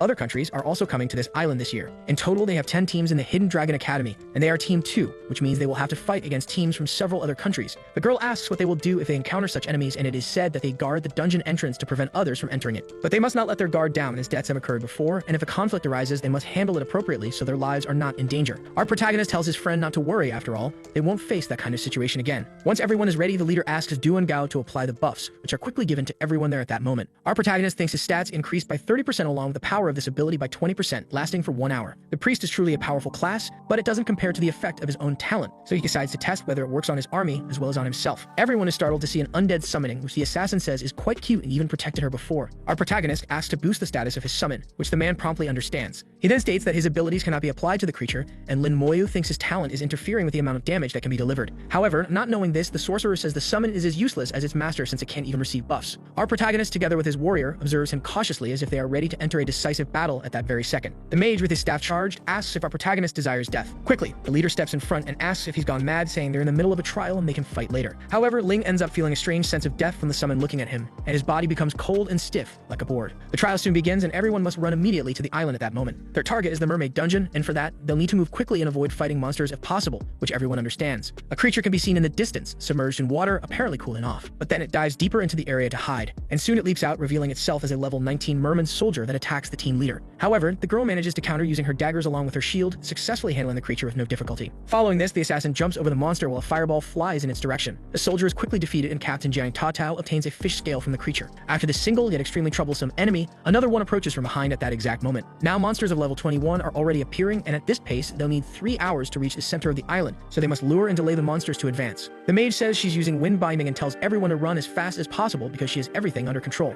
After 20 minutes, they are close to the location, but they are still very far behind in this situation. She questions whether they will have a chance to advance, and it is said that there are many monsters and only a few can be controlled, as they've already reached level 22. Attacking directly will put them in danger, and they cannot afford to be surrounded. It would take more than an hour if they decide to take another path. Our protagonist promptly steps forward, saying he can do it. The mage mocks him, saying he's just a level 17 rookie who should keep hiding behind the women in this situation. The captain asks what his plan is, and he says he can simply use his skeleton warrior to distract the Triton monsters and create an opening. The young woman understands this and is surprised, then says she'll leave the situation to him. Quickly, the creature charges forward, and everyone notices it has extreme agility even at level 17. With a clear path, everyone moves forward to head toward the center of the island. Soon the skeleton is recalled back into the summoning space, while the leader says Moyu did a good job and she owes him a lot at that moment. The mage keeps saying they would have already reached the top of the mountain if his brother were there, and the assassin tells him to shut up because he can go alone if he wants to. But the sorcerer continues being arrogant and says the protagonist is degrading himself and not showing anything useful, and Moyu says that this is the last chance he's giving him. Suddenly, the girl ends up shouting for everyone to run as fast as possible, because several monsters are coming toward them, and soon the leader orders an immediate retreat. They realize that the one responsible for this is someone from country Y, who possesses the unique class of Shikigami Summoner. This man then uses several magical and strange papers, throwing them at the group, causing mythological figures to appear, and everyone says they've heard he can even summon ancient gods. The mage asks what they're doing because at this rate they won't be able to reach the top of the mountain. The summoner orders them to stay there, saying that the mermaid dungeon belongs only to his country, and then laughs boastfully. Everyone in the group curses him and says he spared no effort to subdue such weak people,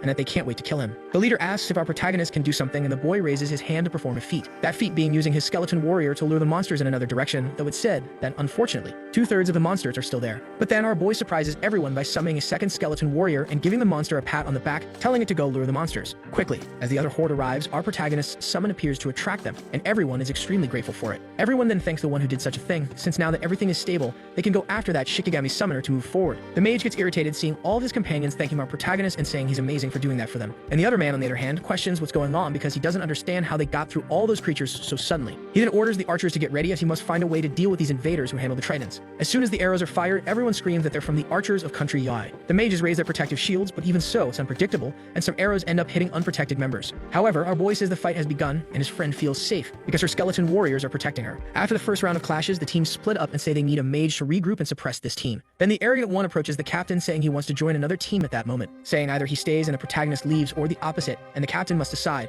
Then all the members say he's going too far because they wouldn't have survived without Moyo. The assassin assassin says Ling Zhen is really shameless for wanting to get rid of the one giving them the best chance right now. However, this mage is confident that his captain will try to keep him after all. He's the one dealing the most damage in the group and could get the protagonist expelled from the team. But the woman stands up and says that if that's the case, then Ling Zhen must leave the team immediately. The mage is completely stunned upon hearing such words coming from someone considered his friend, and he questions why she wants him to leave. After all, she's practically saying she no longer wants to enter the creation seminar. But his companion says that he forgot her profession. She's an elven knight who has her own beliefs and cannot comply with that man's demands. Annoyed, the arrogant one understands and then walks away, hoping she won't regret what she has done. Our protagonist promptly says that they are going to enter the dungeon, making their leader confused by that statement. However, it is clearly seen that Yayi tells them to go in, making the woman question what they will do inside. The priest and the mage observe the situation from afar, saying they will accompany them. But they state that in the worst case scenario, they can retreat and it won't be that dangerous with a healer around. But they wonder why the assassin trusts the protagonist so much. Sometime later, we can see a portal submerged beneath a nearby waterfall. The men say to capture those intruders because they don't have permission to get close to the mermaid dungeon, which is now their property. However, the companions say the protagonist helped them with his summons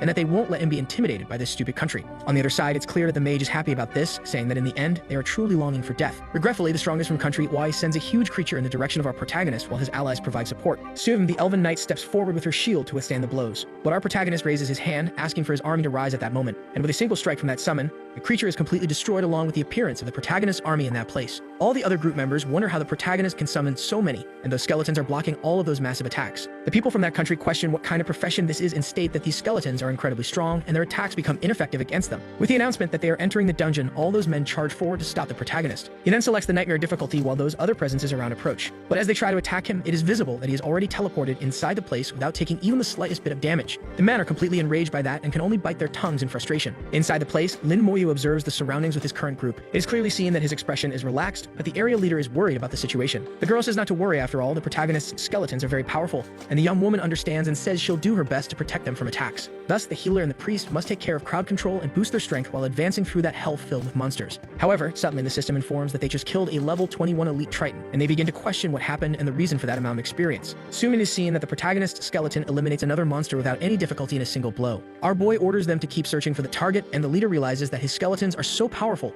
they're stronger than a perfect team. The assassin quickly says they need to hurry so they don't fall behind the protagonist, and the leader says they should move forward, but the priest at least wanted some time to process everything that's happening. The creatures barely stand a chance against our boy's army, which uses the rage attack to increase its damage and speed up the advance. Tadadao realizes this is the first time she has felt so relaxed while clearing a dungeon. She doesn't even need to step in this time. The other two supports say they can't really do anything, and the healer says they'll just stay in the back and keep going with the tide. Suddenly, they end up arriving at a dead end, and there are apparently no dungeon monsters in this place. But the assassin tells them to look down because the boss seems to be right here and now. And so we see a Queen Triton serpent of level 23 with absurd stats, even higher than the Goblin King that Lin Moyu faced. The woman says she'll lure the monster. Our protagonist tells her to stay back because it's not necessary. And so Lin Moyu's army jumps down from above to eliminate anything that opposes their master's existence. However, the boss uses a move called Whip to eliminate those who get close. Everyone notices that the serpent is very agile even in an unfavorable location and despite having such a large body. Our boy states that there's no need to worry and thus uses his slowing curse. Everyone notices that the serpent becomes chained at that moment, with its speed becoming even more obsolete and futile than before. The group leader is impressed by this ability that our boy possesses, which she claims is nothing special and is just a necessary support. In her thoughts, the girl acknowledges that the necromancer class is extremely powerful and wonders what else it can do besides these summons and unique abilities. The snake continues to retaliate against the attacks to survive the onslaught and uses a move called Death Strangle. And upon noticing one of the creatures coming in its direction, it spits extreme venom toward the protagonist's skeleton. However, since they are undead, the poison has no effect on them, and so the monster attacks the serpent. Soon after,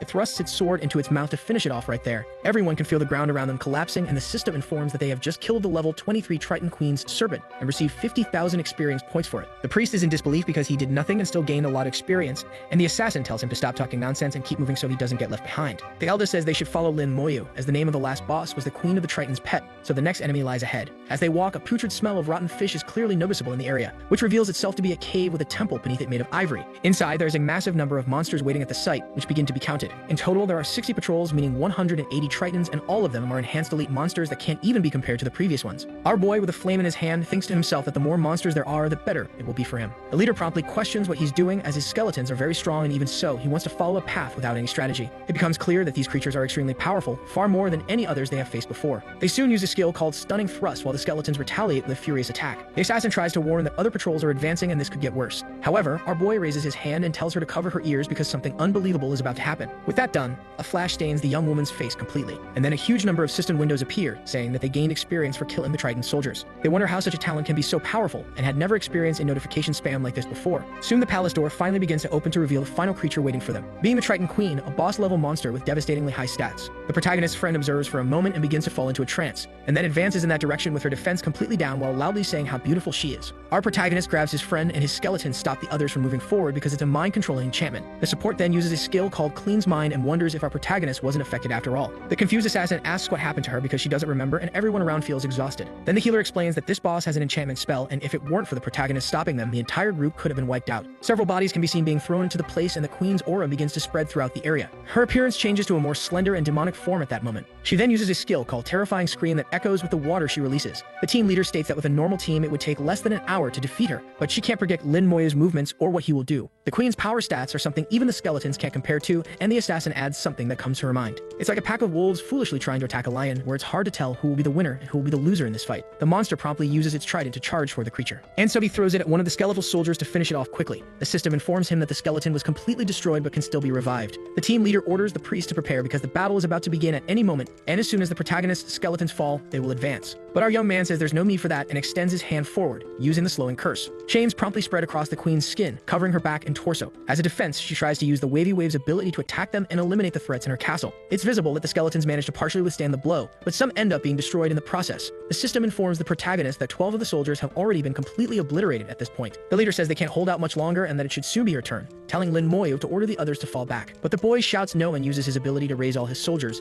summoning more than 87 at that moment. Everyone watches this completely insane scene unfolding in front of them, and in shock they question how this is happening. It even feels like a dream, and it's no wonder the assassin has so much faith in him. But even she didn't know he had gotten this strong and has been doing it at a pace far beyond her expectations. It's clear the boss is having trouble dealing with multiple targets attacking at once, so she uses an ability called Queen's Tears to try and clear the area at that moment. It's explained that this lowers their sanity by a certain percentage, but our protagonist states that his skeletons are dead souls and feel nothing. And so it becomes clear, a queen crying red tears while being defeated and giving the protagonist more than 80,000 experience. Soon, the Triton's tear is obtained and they manage to complete the mission with extreme ease. Everyone says that with this they might even get into the Genesis Academy, and they thank the protagonist, saying Lin Zhen was useless in the end. Lin Moyu asks if his friend has an artifact to reset, and once confirmed, she asks if she's planning to do something. Soon with the item in hand, the girl says she'll use it immediately to reset the dungeon's cooldown. Everyone outside is shocked to see that our protagonist already left at such speed that not even half an hour had passed until that moment. But then they start laughing and say that they didn't even face anything and ran away, adding that the protagonist's skeletons are just for decoration. Our boy's companions say it's fine not to clear the dungeon because what matters is his life,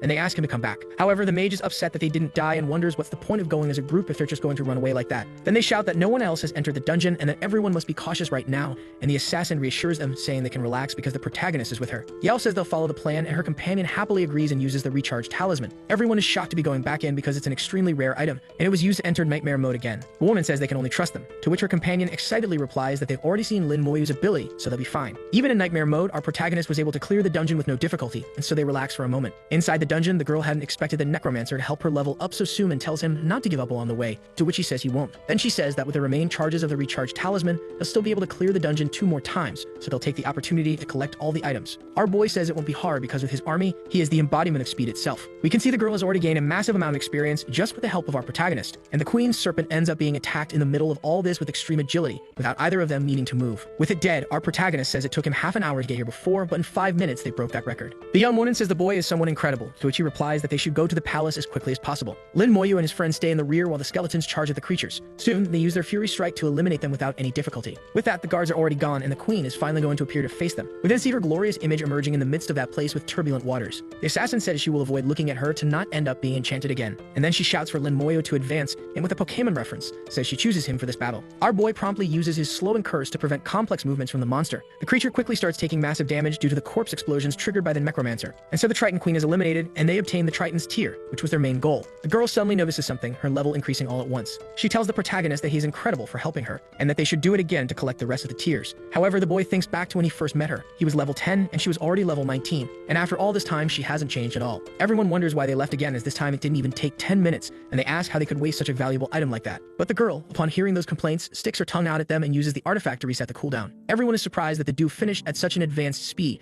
and say that the protagonist is much more capable than they thought. With both of them back at the location, they start a timer saying they'll see if they can be even faster this time, and the boy thinks she looks like a speedrun player. player. The two of them quickly manage to eliminate the queen without any difficulty, beating the goal in 8 minutes and 58 seconds, 3/10 faster than before. The boy says they're done and that they're going back while his companion is excited to see everyone's faces. As they leave, it's clear that the others are still laughing at them, saying they're wasting their chances and betting they ran away without even seeing a single monster. Toto approaches, asking if everything was obtained, and the answer is yes, with a hand signal. Suddenly, they see the dungeon disappearing at that moment and question how that's possible, since it shouldn't happen. At that moment, it's already completely gone, which would be impossible unless all 3 tiers had already been turned in. They then realize that this was the case with our protagonist, who says they've already finished there and should leave as quickly as possible. The red-haired one shouts not to let them escape, as those items are extremely valuable and must be taken from them immediately. Suddenly, the group is surrounded by all the men, who order them to hand over the tiers immediately. Some question how this is possible, but with the dungeon gone, there's no other possibility, and they start calling them thieves for taking everything. The air around our protagonist group begins to grow heavy at that moment, and then we see overwhelming presence of someone from a legendary class staring at our protagonist with an extremely angry look. It's clear that his face is pale like a ghost, and he uses all his aura to bear down on the elf. She can only tremble in fear upon seeing this, thinking her death is closer than ever. But our protagonist decides to calm her down by using the soul flame spell at that moment. He then fires it at the massive Shikigami summoned by the man. We see that the creature is quickly obliterated without any chance of resistance from the attack. The man is surprised and angry at the same time, saying they deserve to die for committing such a blasphemy in front of him. Then the old man uses his Shikigami summoning with a paper in his hand. He soon summons a massive creature that flies across the skies at that moment, and then he commands the monster to wipe them all out to take the items. The allies say the attacks are useless because they won't even scratch such a massive axe protecting him. But our protagonist promptly uses his shadow ability to summon his army, and so we see the skeletons charging with their fury attack and strength exceeding 2,700. With a single strike, it is seen that the creature falls to the ground due to the immense damage it took.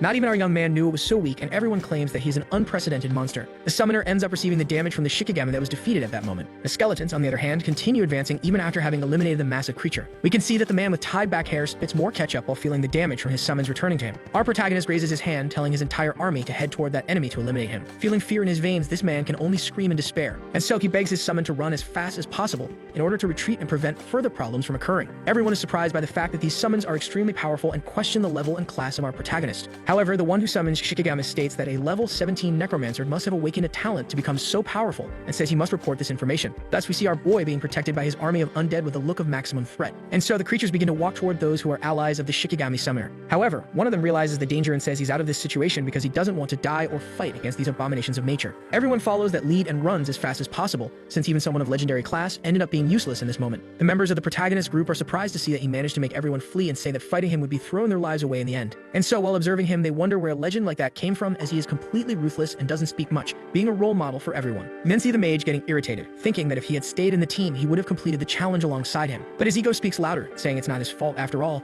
He is much stronger than the protagonist, and he won't let things end this way. With that done, the team leader says the mission is finally complete, and now they can turn in the items to end this difficult journey. The tower watches them, saying everything was done masterfully, that it will now initiate their teleportation. In the Hidden Dragon Guild Hall, the girl thanks our protagonist, saying she couldn't have completed this important challenge without him. But Lin Moyu's friend says there's no need to be so formal. After all, the young man is a nice guy despite not talking much. On the other hand, the girl says the two of them must have a good relationship since the assassin never stops mentioning the boy's name. Suddenly, the protagonist's watch beeps with a message that has just arrived for him. Upon checking it, it's revealed to be from God Bae, who was calling him to the academic affairs section for a conversation. He says he watched the video of the challenge and states that the boy did a great job, to which he replies that he only did what was expected of him in the mission. The man is impressed by the calm and serene demeanor of our protagonist and asks him if he knows what the tiers he obtained are for. Lin Moyu promptly says no, breaking the mood and wondering in his thoughts if those items are really that important. It is explained that with the proper use, those who reach level 40 can unlock talents with the help of this tier, and that is still extremely rare. It was fortunate that he was there and acquired all the mermaid's tiers, and he asks if there's any reward he would like. After all, he'll do his best to fulfill his request. Our young man says he hasn't gotten any information about his sister and wonders if he might have a chance to ask God Bae about that. Lin Moyu then asks if he could be given some information about someone who is important to him. The old man knew he would make that request and says that his sister is at the Seminary of Creation, and that her information is hidden for that reason,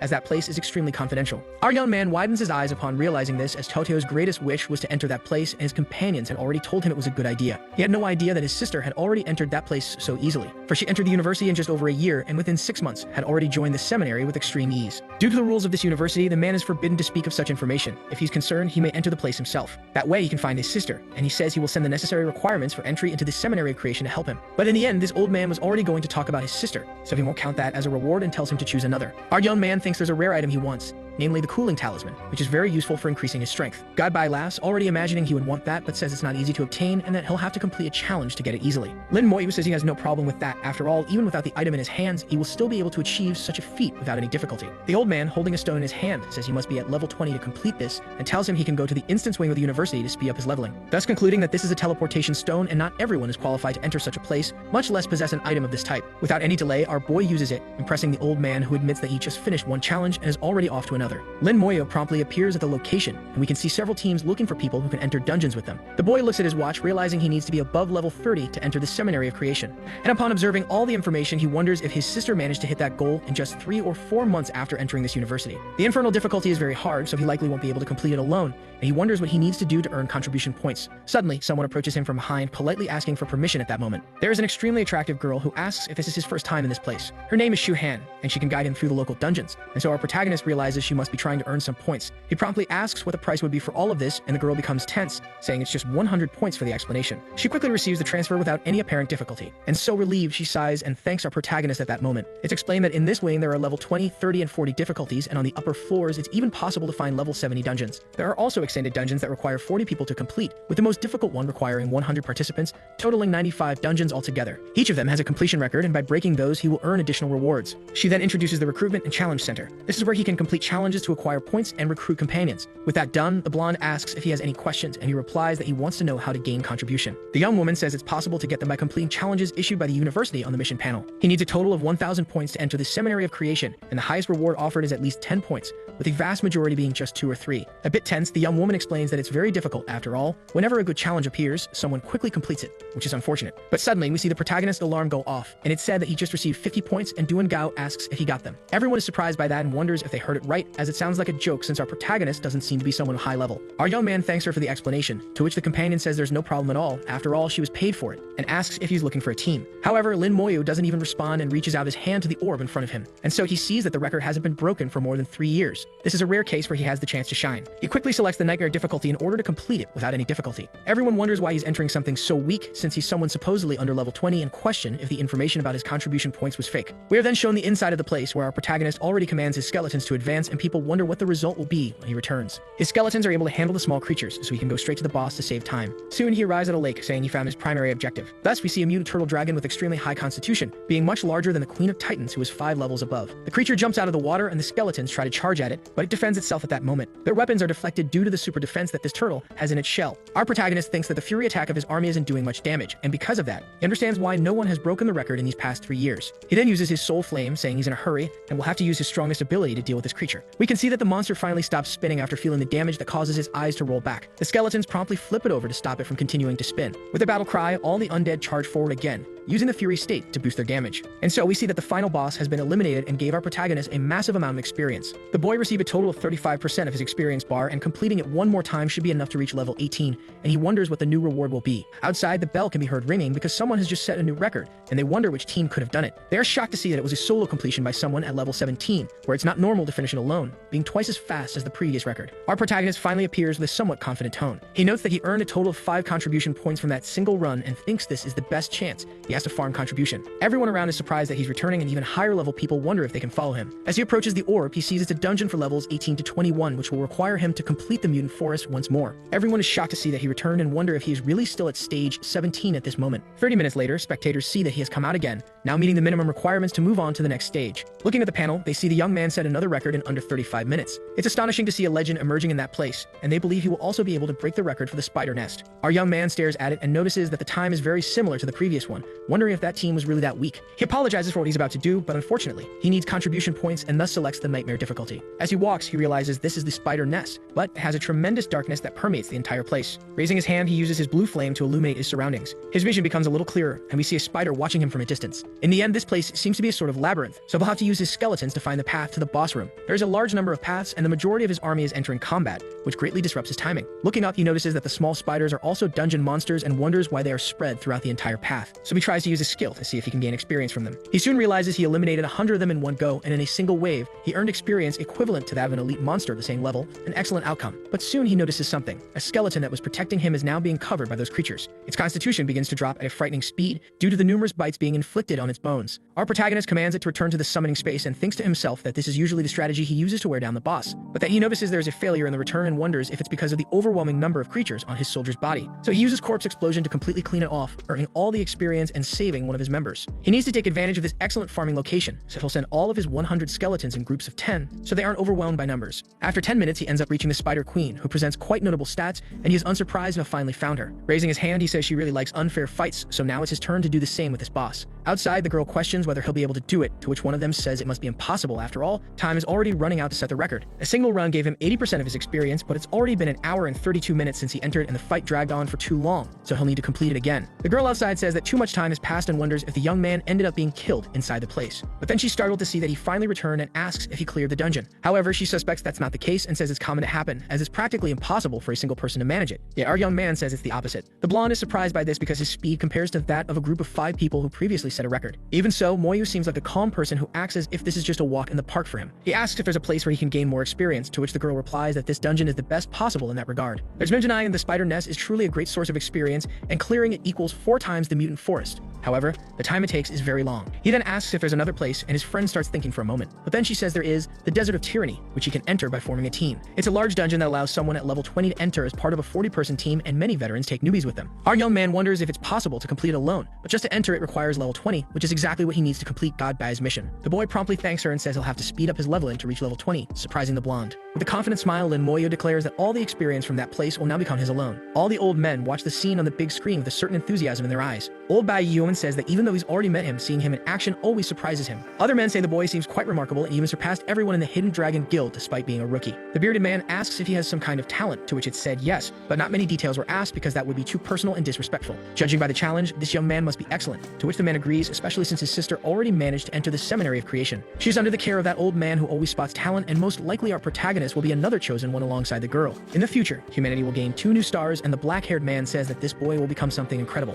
A one-man army capable of fighting against hundreds of enemies at once and slaying dragons that soar the skies. This time, the young man didn't eliminate all the spiders but still earned 70%, and the completion time was greatly optimized, and he's about to set another record. We hear the bell ring once again, and everyone realizes that Lin Moyu has achieved something incredible again, calling him super talented. However, another boy says that he's just lucky, making everyone question why he's saying that. The mage says the boy has connections with God Bai and must have been given some super powerful item, and without that, he wouldn't even come close to achieving this. But everyone gets annoyed and questions who he is to challenge the merits of our protagonist, and one of them even says there's no proof of what was said. Soon, our boy comes out, and everyone is impressed to see he set another record of 47 minutes, nearly an hour faster than the previous one. Our young man promptly looks at the mage, who yells that he's just a spoiled kid who got support from someone powerful and would be nothing without help. The protagonist, with his heavy aura, says he's put up with him for far too long and thinks to himself that he can't do what he wants at the academy with this idiot in the way. However, the guy with his inflated ego says he's not afraid of him at all, but in his thoughts, he admits his legs are shaking because he can feel something terrifying. Our young man turns, saying he's already wasted too much time because of this idiot and needs to reach level 20 today to accomplish his goals. After some time, the boy raises his hand, saying he'll level up as soon as he finishes this dungeon one last time. And so we see that by defeating the monster, he manages to reach stage 20,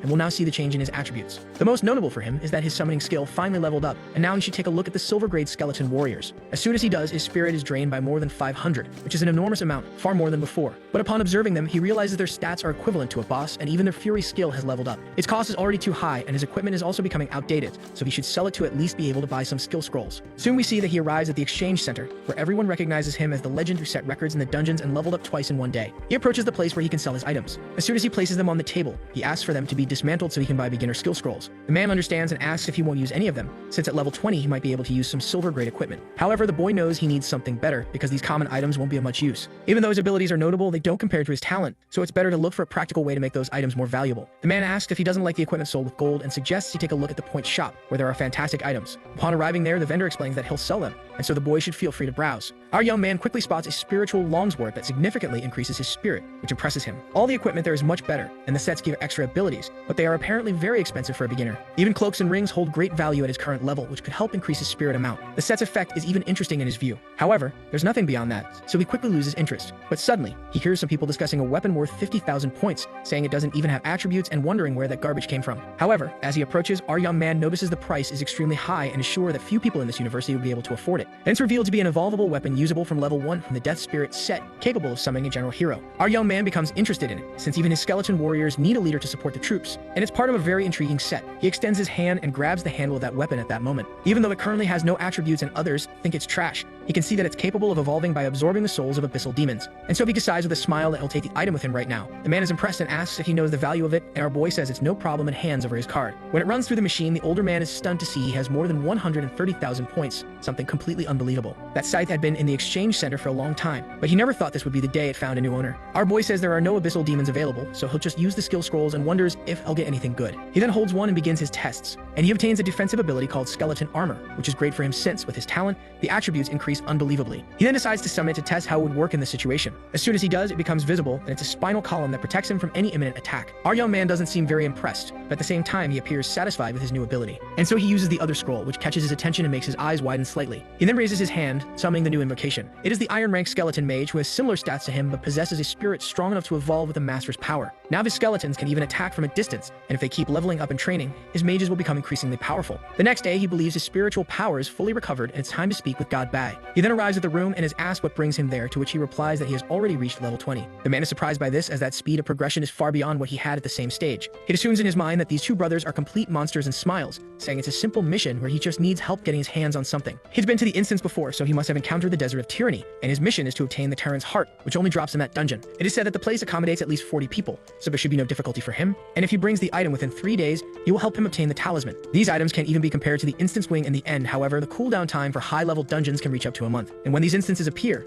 that's when the equipment shines. Besides, it's necessary to have this initial item to evolve it, and if he manages to complete this mission, he will be guaranteed the process to enhance the talisman. With few words, our young man says he will bring the heart, which makes the man happy and hopeful that he will arrive in time for the opening. After some time, we see the long-haired, bearded man arriving and asking if he's satisfied with the young man, to which he replies that he is very quiet, but that's what he likes. The old man says that knowing his personality, it's very likely he'll try to do the dungeon alone, and remembers that even Bai entered at level 30 and achieved nothing. But it's indescribable to realize now how powerful Lin Moyu is compared to him at that time. After some time, everyone notices that the legend who broke several records has returned and is now heading to the Desert of Tyranny, an extensive high-level dungeon. Our young man observes the orb, seeing something about the Flying Dragon Guild, and so he says it's not much different from the Hidden Dragon group, and it took 16 hours to clear it with a total of 40 people. The blonde approaches, calling the freshman, who responds to her. She asks if the young man is going to challenge that place and wonders to herself if he doesn't get tired because he's working too hard to be doing this kind of thing after yesterday. Our young man says he needs to get an item called the Terran's Heart, which startles the girl as it's an item only dropped by the final boss of the area. It can be used to craft a boss accessory and is something that only drops once a year and hasn't been seen in over 2 years. She then says that he can't possibly be thinking of doing that, since he just reached level 20, and asks where his team members are. But then she covers her mouth upon realizing that our protagonist is planning to do it alone, just like before,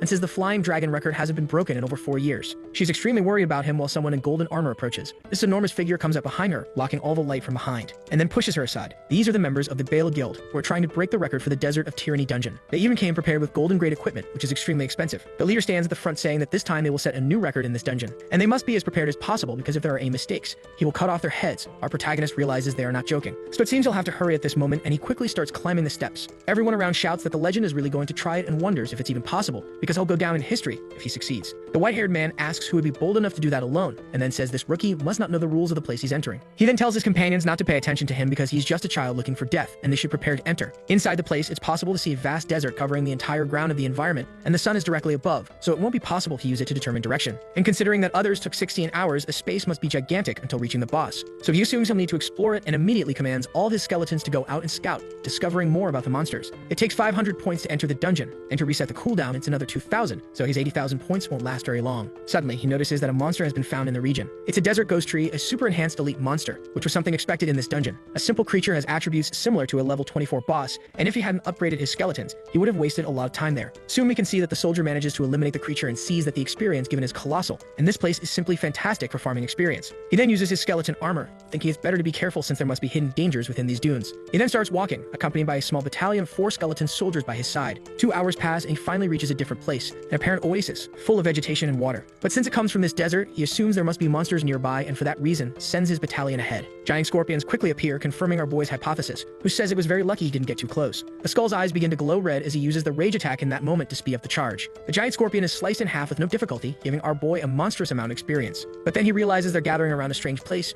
trees with fruits that were probably created by this location. Raising his hand, he asks for one of the fruits to be brought to him, and some skeletons are ordered to hold off the giant scorpions, while the rest collect the items. As soon as he sees the item, he wonders why the creatures were gathering because of it and decides to observe its effects. It's an oasis desert fruit that restores a large amount of spiritual power in a short period of time and is practically divine. The boy promptly takes a bite and realizes that all his spirit points were recovered at an insanely fast rate. With that, he'll practically have unlimited energy in this place as long as there are fruits left for him. And such items are abundant at the tops of the trees at this moment. This place is the holy grail for training his abilities and leveling up, so he summons the skeleton mage. He'd already been looking for a way to improve his summons abilities, but now he found it right in front of him, with spiritual power being endlessly replenished. There won't be any problem, as he can keep summoning mages continuously. Once his skill reaches level 20, the creatures will also be promoted to Pratra rank, thus increasing their strength. The young man raises his hand, saying they should continue until they can't go any further. 3 hours later, we see that the skeleton mage summon has already reached level 20, leaving our boy satisfied. He then commands the skeleton mage to appear, and now it can be seen that it has unique ice attributes. Others that are summoned afterward also possess unique elements and special types. The boy says the monsters must have had a lot of fun killing his army, so now it's time to return the favor. Soon, the 4 elemental summons prepare to eliminate any threat to their master. They then unleash powerful elemental magic to eliminate the scorpions. We can see each of them suffering in agony, as if Mother Nature herself were against them. Their bodies are left in small fragments that shine with their cores. Our protagonist states that this is the true feeling of facing an expansive dungeon. He remembers he would need an army to enter here, but his own summons are more than enough. Apparently, as long as the monsters are close to his current level,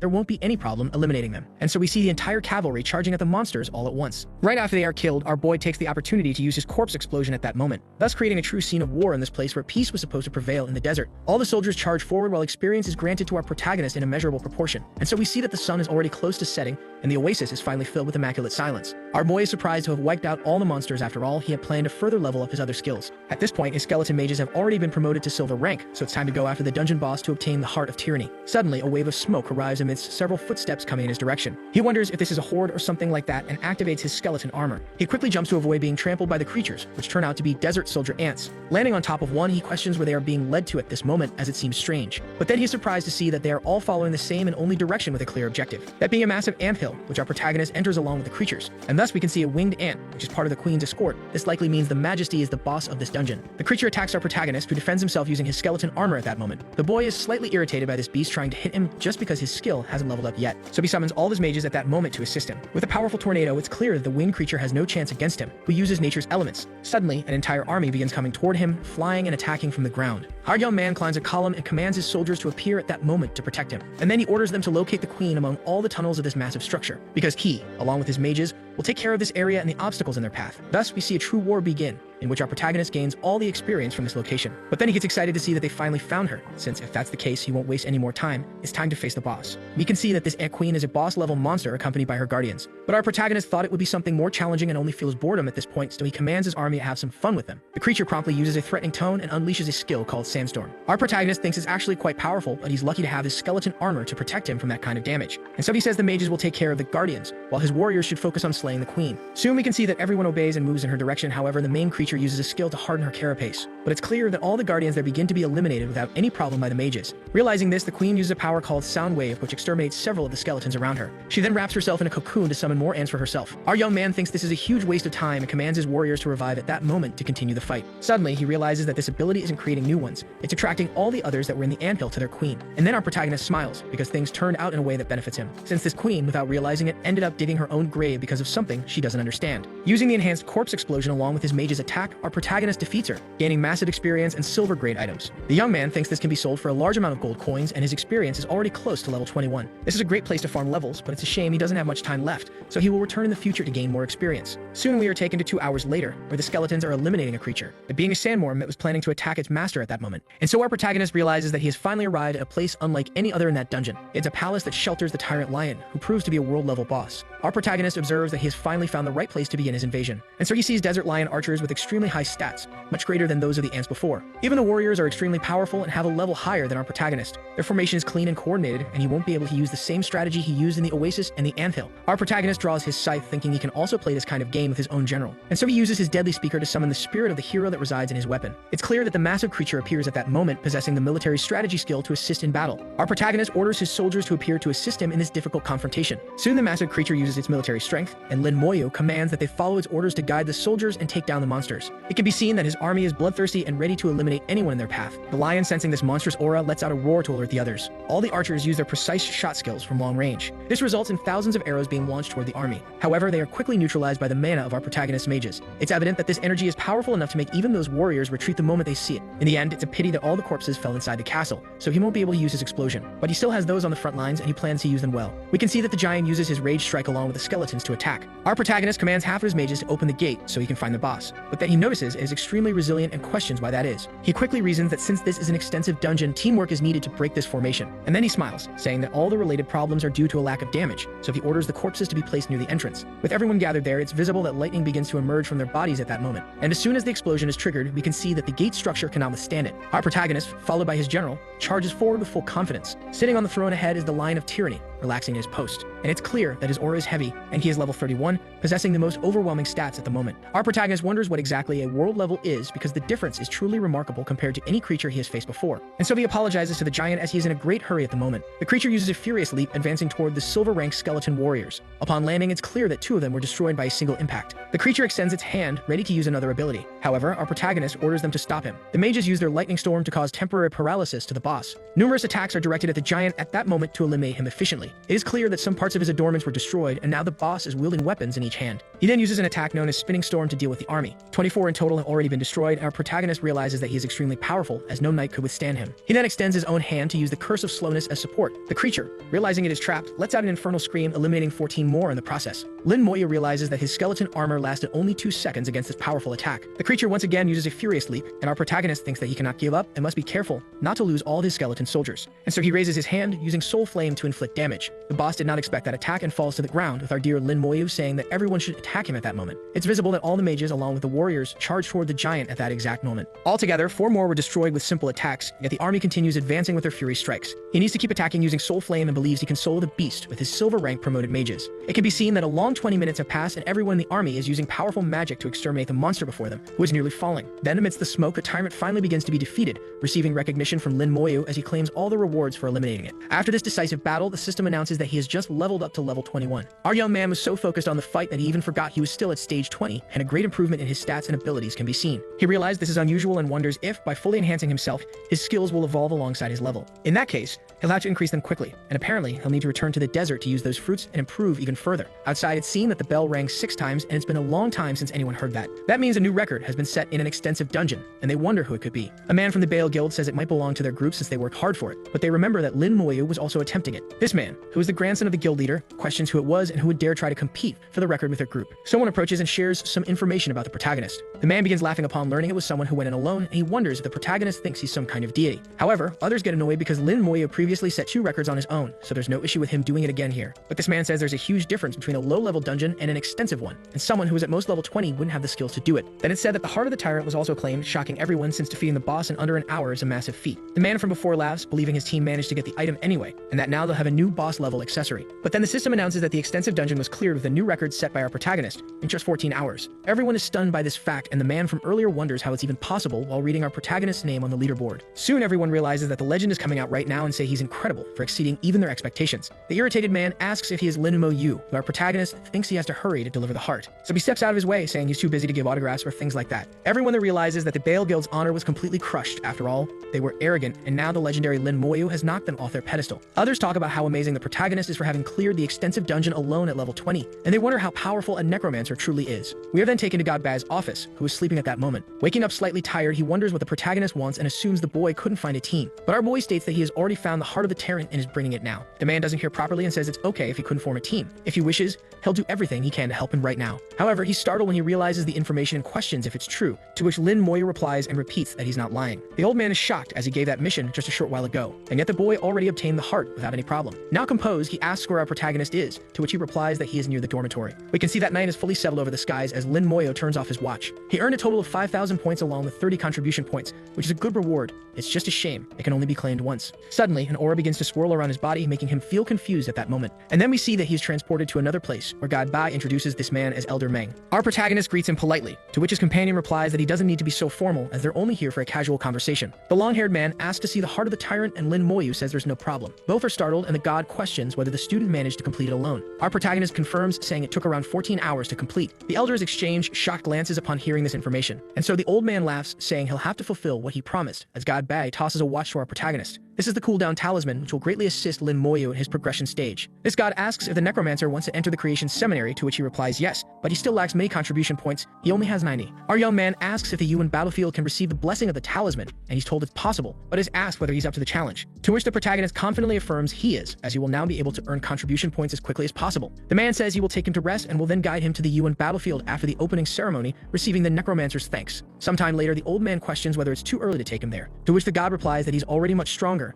and this is the best option. However, I forgot to mention that this battlefield is inhabited by humanity's enemies that dwell in the mortal world of this era. That day, our protagonist won't be able to meditate. After all, he's been running dungeons for around 10 hours and must rest before returning to the desert of tyranny. Soon, the man in golden armor leaves the area, saying they have finally returned with pride in their eyes. The people around say they seem confident and happy, almost as if they've just set a new record. It said they reduced the completion time to 15 hours and 58 minutes, and everyone cheers for the guild. However, everyone around can only mock and chuckle quietly when they see this. But one of the men says something's wrong. They didn't obtain the heart of the tyrant, and wonder who did. And then they're shocked to learn that it was Lin Mo Yu, someone at level 21 in just 14 hours. The elder immediately remembers the protagonist, who at that moment seemed extremely weak in his eyes. He starts shouting that it's impossible, that he's just a mere beginner, and wonders how a single person was faster than the mighty Bailey Guild. Everyone around says it's wonderful to see because they are now completely embarrassed, and God Lin made them the laughingstock. Soon we see the next day when our protagonist wakes up saying his spiritual power has finally recovered. He walks through the area saying that if he can get more desert fruits, he'll increase the level of his slow curse and skeleton armor. Suddenly, someone approaches asking if he is Lin Mo Yu. Then says the representative of the Bailey Guild wants to see him and that you should follow. But our protagonist ignores him, which makes the person irritated and question whether he even knows who he's talking about. However, Moya replies that he doesn't know him and that if he wants to introduce himself, he should come in person. The young man notes that he'll need 2,500 points to reset the cooldown of the dungeon. Everyone is shocked to see that he's going to complete the Desert of Tyranny again, and since he didn't know the dungeon well last time, he'll likely break the new record. Others approach the blonde, saying they're stuck on their missions and asking for her help to get support from Lin Mo Yu and offer him some points. They all beg because they don't want experience or equipment, just to complete their missions and Shu Han. Understanding this, goes to ask the necromancer. The man from before approaches the grandson, saying he wants to see the supervisor personally, and he's described as arrogant and completely lacking in manners. With a smile, this man says the protagonist must think highly of himself for soloing a basic dungeon, and they won't stop him, unless he gets in their way again. Soon we're taken to some time later where the blonde has already explained the entire situation. They're trying to pass the university mission and are offering 1,000 points to him. But our protagonist is confused and wide-eyed at that statement in that moment, and so the girl explains that it's assigned by the university, where they must complete it in order to join an independent academy, and that's why they need to finish it. Our protagonist promptly apologizes, saying he didn't know that, and everyone is surprised that he's just a freshman and says it's no problem at all. They say they'll pay him a huge amount of points for his help, and our protagonist thinks that if each person pays 1,000, he'll get 39,000. He says he'll accept taking them in with a payment per person, but there will be one condition they must follow. He says that if they find any desert fruits, they must leave them for him. Everyone is shocked as it's an extremely rare item that can't be transported out, and they agree to leave all of them for him if they find any. Our young man says there's no problem moving forward, and so he will take 39 with him and asks who will be the first ones. Everyone starts crowding around saying they want to go in the first group because they've been stuck on this mission for over a year. However, the blonde approaches, irritated, saying they should form a line. After all, if they keep fighting, the protagonist might get annoyed and refuse to take them. Everyone quickly agrees, and our protagonist receives his payment, thanking his companion, who says it's no problem at all. If she ever has a mission in the future, he won't mind helping her for free, and the girl says the young man is extremely kind and won't refuse that offer. Upon entering the dungeon, our protagonist tells them to stay behind him and not wander off at all. And so Lin Mo Yu raises his hand, summoning his skeleton warriors and telling them to search for the oasis in the desert. They are startled by the protagonist's summons and realize that this is the reason his class is a necromancer, which must be a legendary level class. Everyone accompanying him is shocked to see that he managed to eliminate a desert tree with just one strike, something that would take minutes even with a perfect team. Our boy realizes that the experience has been drastically reduced, but in the end it won't matter much since he received a large payment and won't worry. Soon everyone notices that God Lin is trying to attract the monsters, saying there are over 100 of them, and they wonder what he's going to do. The young man realizes that the first time was pure luck, and there isn't even a single fruit in this oasis. And since he can't upgrade his abilities, he'll focus on eliminating the boss quickly and re-entering the dungeon afterward. Everyone wonders what's happening, and so our protagonist uses corpse explosion at that moment. The guests are startled by the massive amount of experience being given, as this is an insane speed for someone at his level. Moyu states that he has already cleared all the monsters in the area and asks them to wait until he returns after eliminating the ants in the anthill. These warriors are shocked as only 3 hours have passed since they entered, and they can't believe what they're witnessing before their own eyes. 20 minutes go by, and one of the men says they could try facing the monsters since the protagonist made it seem very simple. Maybe it's not that hard. The others get excited, thinking this could be a chance to test their strength, and it would be shameful if they couldn't even do that much. 2 minutes later, the man apologizes because he accidentally attracted two at once, and now they'll begin a fight where the healers should already prepare their healing. In the end, these giant scorpions shouldn't be a big deal, so they order everyone not to panic right now. Then the huge creature charges at the warrior, who uses a shield to block. However, he's quickly thrown backward, saying he needs immediate healing. As soon as he is healed, he asks where the damage is, and his mage companion tells him to focus on the battle or he'll end up getting killed. It's clear that the creature's constitution is immense, and they're barely scratching the scorpion at this point. Suddenly, someone jumps over to attack the creature. He quickly says to leave it to them while the others should retreat immediately. After 5 minutes, everyone manages to defeat one of the creatures, saying it was very tough, and that the protagonist is amazing for facing these monsters alone. Our necromancer hears this and says these people are really troublesome for not being able to stay still. One of the men says they need to get up because there's another one they're facing right now. Everyone is scared because they have no more energy and will end up dying for not listening to the young man. The enormous creature charges at the group to finish them off without any difficulty. But suddenly, one of the skeletons appears using its signature fury attack. It slices the creature in half without any apparent effort. Everyone is shocked to see this and now truly realizing how powerful the protagonist's enemies are. Some of them even cry as Lin Mo Yu was truly generous for leaving one of his soldiers to protect them, and someone wonders why he didn't kill any monsters. But suddenly, their experience points keep rising, an efficiency completely beyond anything they can currently comprehend. In the end, the protagonist must have reached the Queen of the the anthill, who is extremely powerful, and everyone says not to underestimate the damage the young man will deal. Soon the boy surrounds the creature with corpses and uses his explosion. Then the notification reaches them as it was done at an insanely fast pace. After some time, Lin Moyu approaches, telling them to head straight to the Terran's fortress because he needs to end this run quickly and go back to collect his fruits. Everyone is shocked by the massive number of monsters. There are more than 100 waiting, and they can't even imagine how the protagonist is doing this. The boy gathers the corpses in front of the gate again to use his explosion, and so it's seen that his power is such that it completely destroys the barrier with no difficulty. His companions are startled to see this, as they didn't know it was possible to bypass dungeon mechanics if your damage is high enough. Even at a great distance from the dungeon boss, they continue trembling in fear and dread of his abilities, not knowing how long the fight will last. Our boy faces the giant, saying they meet again, but apologizes because he's in a big hurry once more. Everyone is surprised because it feels like the protagonist handles everything with ease and makes it look so easy that they even feel like they could help. However, upon realizing that his companion is encouraging him, he says it was just a joke, and then our protagonist manages to defeat the level 31 tyrant. In tears, they cry because they finally completed their mission after so long. Our boy uses return at that moment, and his companions thank him, saying he's truly incredible for helping them finish their mission. The young man thanks his companion for the help, and in the distance, someone says that the kid finally came out, and this boy asks him to go and enter the dungeon. Lin Moyu notices there are many more people than before. They ended up rushing over after learning there was a freshman willing to help them complete it solo. Our young man says everyone must strictly follow the rules, and they all agree, saying they won't make any mistakes. Already inside the desert, the boy hopes he can find the fruit this time. Upon reaching the oasis, he's happy because he'll finally be able to improve his skills and get to a sufficient level before the adventure ceremony. Everyone is surprised to be gaining experience without doing anything and say that 1,000 points was a bargain for this. They didn't even know these strategies would work and don't need to move at all to keep leveling up. But then they're startled to realize it's almost over, because in just 7 hours they've already reached the final boss. Everyone thanks the protagonist, saying they finally completed their mission, and that spy thinks it's completely unbelievable and must report it to his boss. At the Bailey Guild office, we can see the sun is about to set, and a man approaches,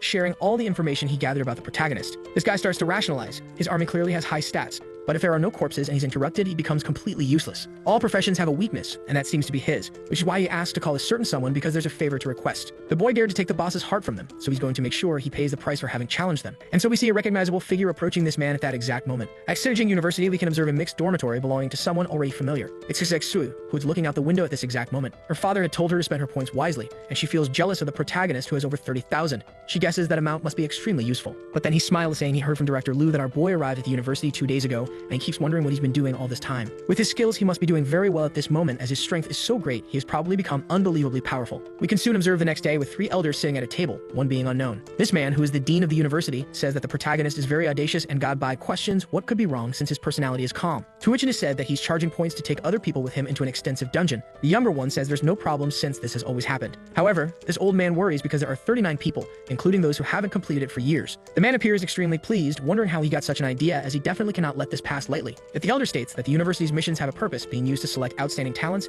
and thus cannot be filtered. God even understands, but they can't do anything about it since our protagonist hasn't broken any rules since he started doing this. These missions have already left him very dissatisfied, as many talented people who weren't sociable ended up being lost, and so the protagonist is doing something positive. Even the bearded man believes this, as he thinks it's already time to change the rules of the university. However, the elder stands up angrily, but the man asks him not to get worked up, for if he does anything against Lin Moyu, he'll ruin the entire dungeon scheme. In the end, this elder's temperament remains unchanged. It's easy to move mountains, but person's nature is impossible to control. Soon we are taken to the Tyranny Desert, where our protagonist's oasis is located. His skeleton armor has already leveled up, and with his talent, it now has 21,000 defense points, thus being able to withstand the tyrant lion's attack. And his curse is at the same stage with a greatly improved effect, but his corpse explosion requires a condition that cannot be met. Soon we see there's 1 hour left until the opening ceremony, where Xuexu didn't expect to find a roommate in her room. She doesn't have many points left, so she'll cover meals from now on anyway, but the girl recognizes someone. That someone is Feng Xu, who's attracting attention from several girls towards him. They're all very friendly and seem to be good friends, and Xuexu says he seems quite popular. But then a spy asks where our protagonist is, to which her companion doesn't know the answer. The boy finally managed to reach level 22 at this moment, and as expected, his skills now match his level. Thus he finally leaves the dungeon after so much training. Soon, he managed to accumulate 350,000 points, but it's not enough to buy intermediate skill scrolls, and he needs many more points. He must think of a way to earn more points, but for now, he should attend the opening ceremony. We then see that it's already somewhat late, and there are less than 10 minutes left.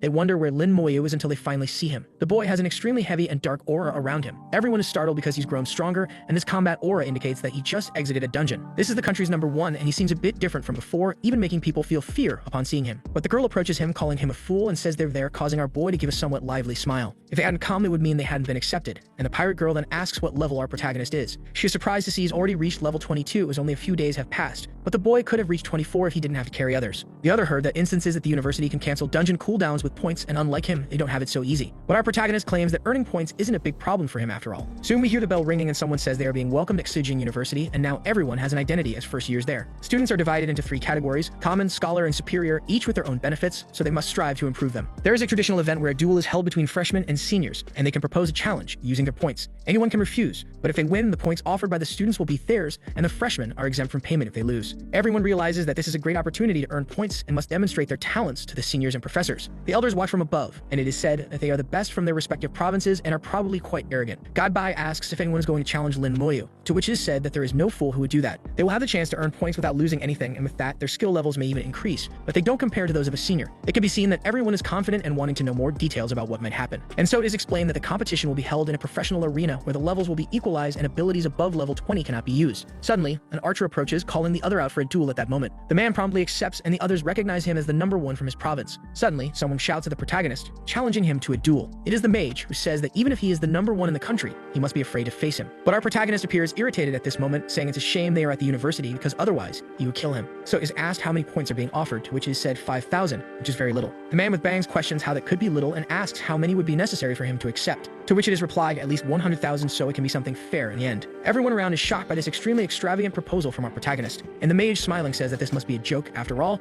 he could even buy a person like Lin Moya with that amount. Then the boy with a serious tone states that they are betting based on how many points each of them has at the moment, and if he loses, then the points will go to his opponent. He then asks if senior Lin Zhang accepts this challenge. Ashek3 observes this and notices that he said more than a single sentence, which suggests he has some kind of personal grudge. The mage grits his teeth, questioning why he is so confident and his honor would be stained if he didn't accept. And so he says he will duel, for he still has an ace up his sleeve to defeat the protagonist. Godbag says he's an idiot for thinking that way, and after all this time since the freshman cleared the dungeon, he must have around 300,000 points. Soon we can see the arena where both are already facing each other with equalized levels. Everyone remembers our protagonist who carried people in the Tyranny Desert, which means he's just a freshman, making everything even more incredible. The mage laughs, saying that being the number 1 in the country means nothing in his presence. Our boy, on the other hand, says that his opponent's level is completely inferior to his own. Annoyed, the man with bangs says that he has had top rankings since he was a child and is a genius on a completely different level from this commoner standing before him. However, our young man repeats the same statement as before to irritate him even more. Ling Zhang states that his profession is powerful and bets that our protagonist only had pure luck, because on the battlefield, instinct is what matters. But the boy continues saying that his level is inferior,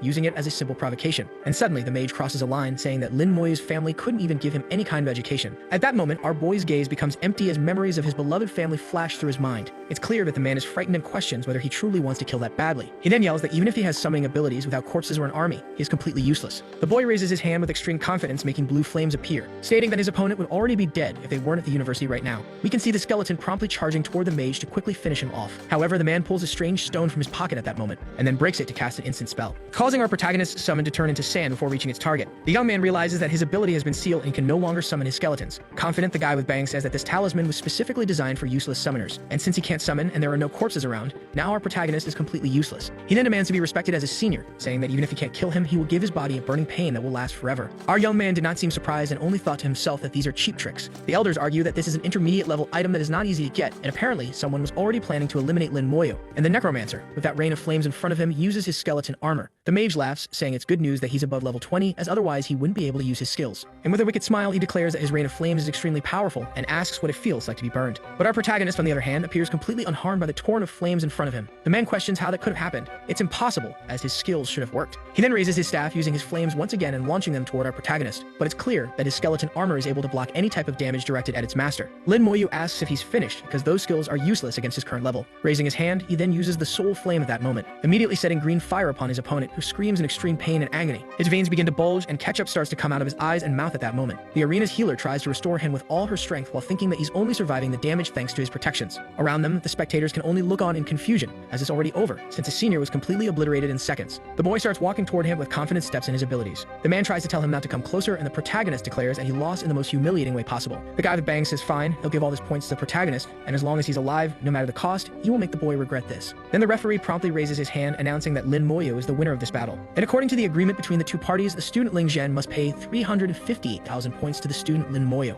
Upon hearing such an amount, the man can only question how that's possible, as he doesn't understand such a high score. It hasn't even been a month since our protagonist came to the university, and it's impossible that he's earned that many points. This must be a mistake. However, the referee calls the mage by name him, asking if he's calling him a liar, to which he replies no and is ordered to pay the points immediately. But the man, completely injured, claims he doesn't have that massive amount with him. The referee states that he has 128,000, which will be transferred to the protagonist, and the rest must be obtained within 6 months, or else he will be expelled from the university. Our boy receives his payment and then walks past the embarrassing sight beside him at that moment.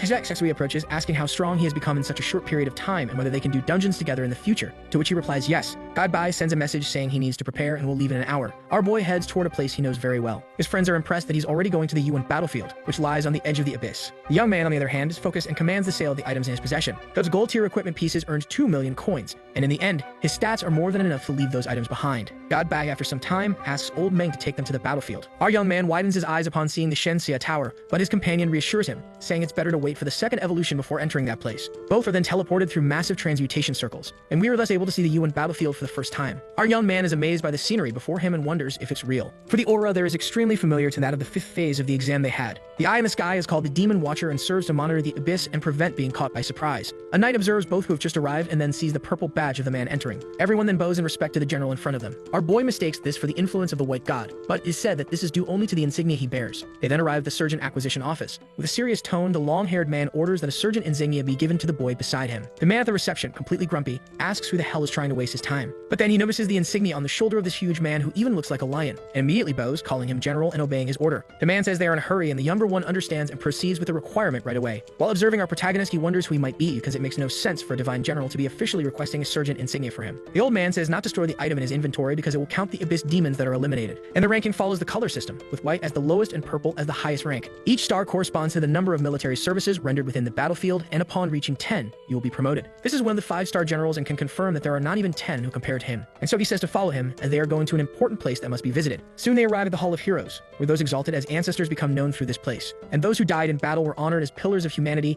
and will continue to defend the Shenxia Empire with the power of their soul. All the floating badges begin to recite the oath, and Godbai clasps his hands, saying he asks the sages of the Empire to bless his freshmen. Soon the Tower of Destruction begins to shine high in the sky in response to this request. And so the spiritual mark is granted to our protagonist. The price is 1 merit star, and this will allow our protagonist to be revived if he dies in the UN battlefield. Our young man widens his eyes at this, as his senior just spent one of his merits to give him such a chance. And then he closes his eyes in deep respect, thanking him for this once-in-a-lifetime opportunity. However, this is not a problem, and to compensate, you must kill as many enemies as possible within the area, and the man will explain what this battlefield is. It is said that the war fortress of the Shenxia Empire is called the Great Wall of Eternity and stretches for over 1,000 kilometers. This is the first fortress of the front line, and unlike other countries, they have never been invaded by demons thanks to the completion of the structure. There is a dungeon entrance in the battlefield, but the demons will prevent humans from entering, so he must be careful as the battles there are dangerous. The man says he has nothing more to say and affirms that the rest is up to our protagonist from now on, and he then starts walking toward the entrance of that grim place. The knights are impressed that he is level 22 and say it is very dangerous to continue, but our protagonist states he is just going to take a look. Upon entering, he notices that the aura of the abyss is very dense and the area's visibility is terrible. Suddenly, he realizes he's being attacked by something coming his way. Our young man gets ready but notices he can't see anything and wonders if it's an invisible enemy. Soon his skeleton charges forward, launching an attack into the air to try and strike.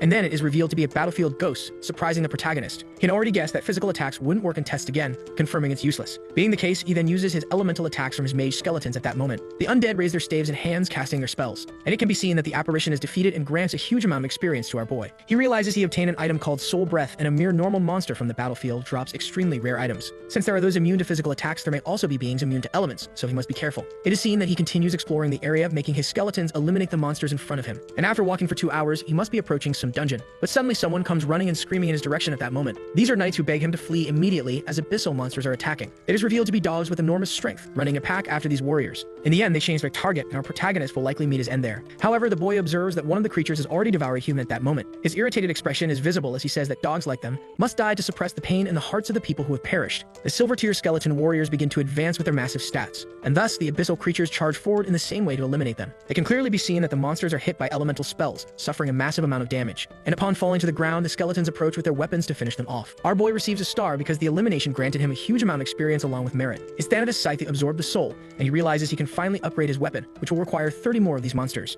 And so he extends his hand forward, saying to become his merit, and immediately uses his corpse explosion. Soon, this will make his scythe level up while gaining more merit for his feats, and it would be great if there were more of them there. The knights who were running question what kind of skill that is and soon realize he may be a high-level professional capable of summoning creatures. The Dark Presence senses something is wrong as its pack was eliminated just like that, so it will now send more to face this high-level professional. And so we see a huge number of eyes appearing to go after our protagonist at this exact moment. Soon he arrives at the Dragon Frontline Outpost, which is a level 26 dungeon. Everyone observes him for being such a young man who doesn't even look 20 years old, yet he is still a white surgeon with a 1-star Shenxia insignia. One of the men approaches, asking what level he is and if he wants to join them, as they can give him a hand, but our protagonist says he doesn't need it. Upon observing the dungeon, he realizes he has finally found the hell difficulty, having only cleared nightmares so far. It's time to try something harder. One of the men says they still have space on their team, and no matter his level, they can carry him. But then they realize he has already entered and wonder how that's possible, as he's alone at this moment. And they shout that it's the same as throwing his life away, and one of the men says he'll start an investigation because these Shenxia people love to brag. Everyone around notices that the man has a dungeon detector and uses it at that moment to check for irregularities. It is revealed that there are various difficulties and only one team is on hell difficulty, with a single survivor. They question if he really entered that place alone, which is completely inhumane, and the man says it's quite stupid. This is the first time he's seen such foolishness. So he decides to bet on how long they think the protagonist will last in that place. However, the knight gets irritated and asks if he's trying to cause trouble, but the man in the cloak says he's just joking and thinks these people are crazy.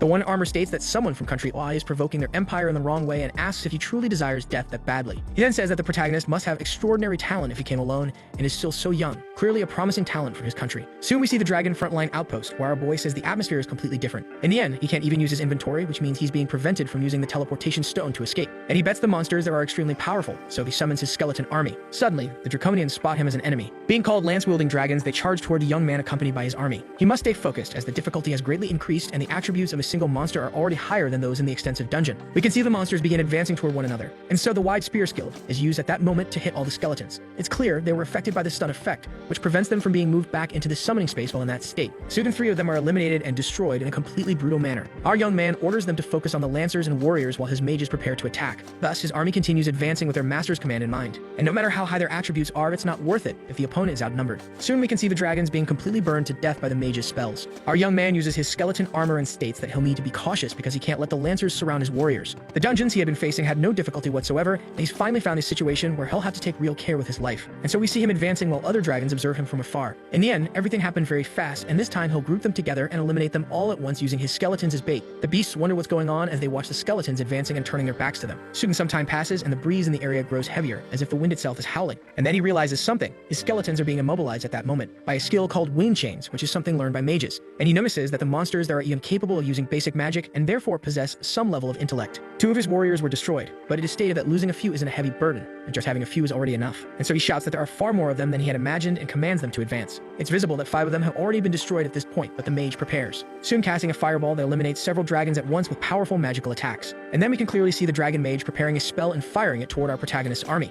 The boy notices this in advance and narrows his eyes, quickly using his soul flame so the mage cannot eliminate his spellcasters at that moment. It's clear the dragons are defeated, granting a huge amount of experience and dragon hide. But what really catches his attention is the so-called horn, one of the materials requested by God Bai, and he realizes it's something extremely rare to appear here. He will need to complete this dungeon a few more times to gather the materials, and the skeletons that were injured will return to the summoning space. He will continue eliminating them using this method and will use corpse explosion just this once to focus his damage. As the skeleton attracts them, our protagonist takes the opportunity to cast the slowing curse at that moment, thus causing the dragons to become paralyzed amid those red chains wrapping around their bodies. This is the moment the skeleton mages were waiting for to attack under the order of our protagonist. Soon we see the outside where God Bai has just arrived back at the place where the old man is. He asks if it was completed, to which the response comes with an almost cheerful confirmation. Then the bearded man notices that one of the stars on the man's brooch is missing at that moment, and so he says he's really being serious. After all, he spent one of his merits to make a request to the ancestors. But the man who resembles a lion states that the boy's life is much more important, and if he can save a promising talent, he will do it. However, he gave him a mission to collect items from the dragon races, which will also serve as good training. But the old man knows well that the materials have a low drop rate, to which his companion replies that it will need to be completed at least 8 times. But then it's said that it also has hell difficulty, and he wonders if the boy would really be brave enough to choose that. He then remembers that the difficulty doesn't even compare, but for someone who managed to carry 39 people in the Tyranny Desert, this is nothing. God Bai asks what will happen if he manages to complete it, to which it is said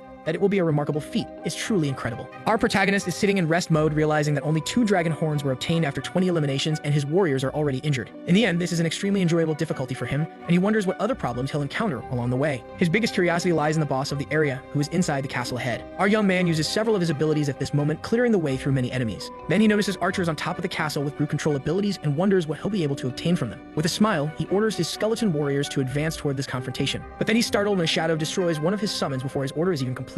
Sensing danger, everyone gathers as this enemy is extremely powerful and has above average speed. Quickly, the strange presence eliminates another of the skeleton warriors, and he realizes he needs to find a way to stop it, because if this continues, it'll be terrible. And so it becomes clear that it's another invisible monster, so he orders his skeleton mages to cover the area with their spells. It's visible that tornadoes and ice shards fly across the entire area. Soon, the silhouette of a monster can be seen in that moment, and a strong attack is launched in that direction with a red aura. It's a skeleton that successfully eliminated the level 32 elite assassin dragon. Our young man compares its stats with those of his army and realizes the attributes are extreme, and it's no surprise that it was using using its fatal strike ability. But now that he discovered its weakness, there won't be a problem after all. Canceling stealth isn't difficult with his damage. A huge number of them can be seen being eliminated by numerous powerful strikes, and he wonders when he'll get the two missing items. The archers in the distance use their group control skill to try and eliminate as much of the army as possible. With a smile, the young man thinks it's perfect for a well-timed counterattack. He throws the corpses toward the gates and uses corpse explosion at that moment. Everyone present is shocked and tense as they see that massive power approaching. And so many are eliminated, even leaving behind blood essence for our protagonist. Excited, he says only the core is missing to obtain all the items his senior asked for. We can see that the skeletons are taking the lead in battle, managing to eliminate the majority without any apparent difficulty. As soon as the area is cleared, our boy wonders where their boss is located. And we can see that the enormous statue ahead of him begins to crack its face at that moment. As the stones fall, the pressure in the entire area begins to rise. We then see the outpost guardian, a boss of hell difficulty with massive attributes. Our young man realizes he is 11 levels weaker than this monster, and the terrifying stats surpass even the tyranny boss. He immediately begins to step back to gain some distance at that moment. Then the enormous demon lets out a brutal roar to clear its area. Lin Moya promptly feels the sound carrying the slowing curse, stating that he can't let it move freely with such high speed points. Then the enormous red chains gather around the giant to restrict its mobility. Quickly, the creature lets out a piercing scream along with a skill at that moment. We can see the entire area around it begin to tremble, along with lightning appearing due to the mage's attacks. He wonders if he managed to wound the boss in any significant way. However, suddenly the giant opens its glowing eyes, revealing its true boss aura. Then it uses its resistance boost, breaking some of the chains, and our protagonist realizes the slowing effect is becoming less and less effective. 4 of the warriors were practically destroyed with a single strike from this brutal being. It's visible that it's now wielding its weapon, and it raises it at that moment. Then it slams it into the ground using a group stun against all the skeletons. In just a few seconds, 12 are already eliminated and destroyed again. Our protagonist knows there's a limit to his spiritual energy, and this stun skill is extremely dangerous. So he extends his scythe, summoning his undead general to assist him. The enormous giant uses its military morale skill to encourage all the skeletons. It's clear that as the red aura passes through everyone, the stun wears off much faster. Lin Moya realizes that this is extremely positive since the effect's duration is drastically reduced if his general continues using it. With the support of his giant, he no longer needs to worry about the stun, which has now become obsolete. And so we can see the mages and warriors encouraging each other as they charge at the enormous demon once again to eliminate it. Its constitution begins to drop at an alarmingly fast rate, becoming smaller and smaller over time. The group stun is used once more to paralyze the skeletons on the battlefield. However, their military situation causes them to wake up at an overwhelmingly fast speed compared to before. Our boy smiles, saying it will be useless to use those group control effects while his general's ability is active. But then something makes his eyes widen in worry and fear at that moment. And so we see that the boss noticed something that seems to be a clear opening in our protagonist. He quickly charges at him while the boy uses the soul flame to defend himself. His skeleton armor manages to block the attack, and he ends up not being stunned, allowing his flame to spread across the enormous body. The boy commands the massive creature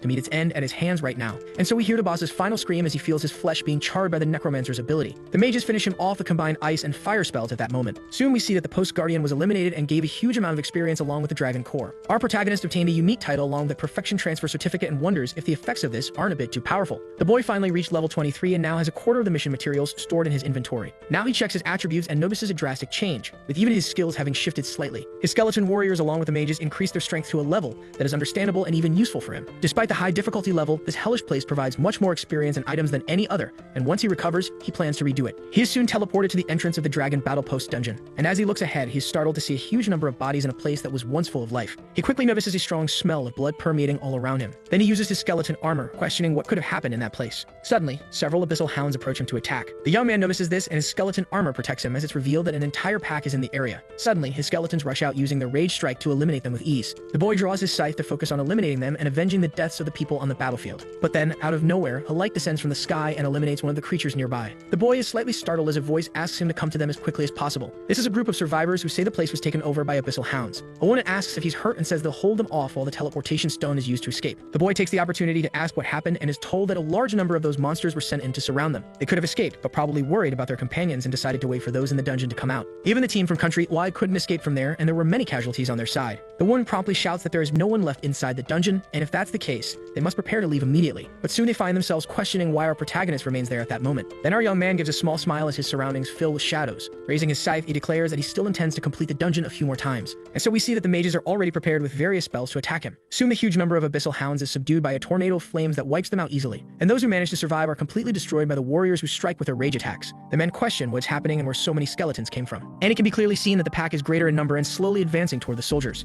Everyone is startled upon realizing that this powerful army was summoned by our protagonist, and he states that the abyssal hounds are nothing compared to them. The young man tells everyone to stay behind him as he prepares the spell. The men question why they obeyed so unconsciously, but they simply accept it. And the boy says he's going to use a group attack ability and doesn't want to hurt them in the process. Thus, we see that the corpse explosion is used toward the front, and a massive explosion of colossal size occurs before their eyes. The souls move toward our protagonist's scythe, and the men wonder what kind of ability that is. Our young man has just been promoted to a 1-star soldier and earned contribution points. Additionally, his weapon also leveled up, and he cannot miss such an opportunity to increase his strength. The men say he must be an exemplary student from some prestigious university, and that's why he entered this dungeon alone to to face the boss. But then they remember there was only one person in hell difficulty and are shocked that he managed to conquer a place said to be inhuman. So the video ends here. If you don't want to miss the next part, activate the notification bell, and see you next time on Tob's channel.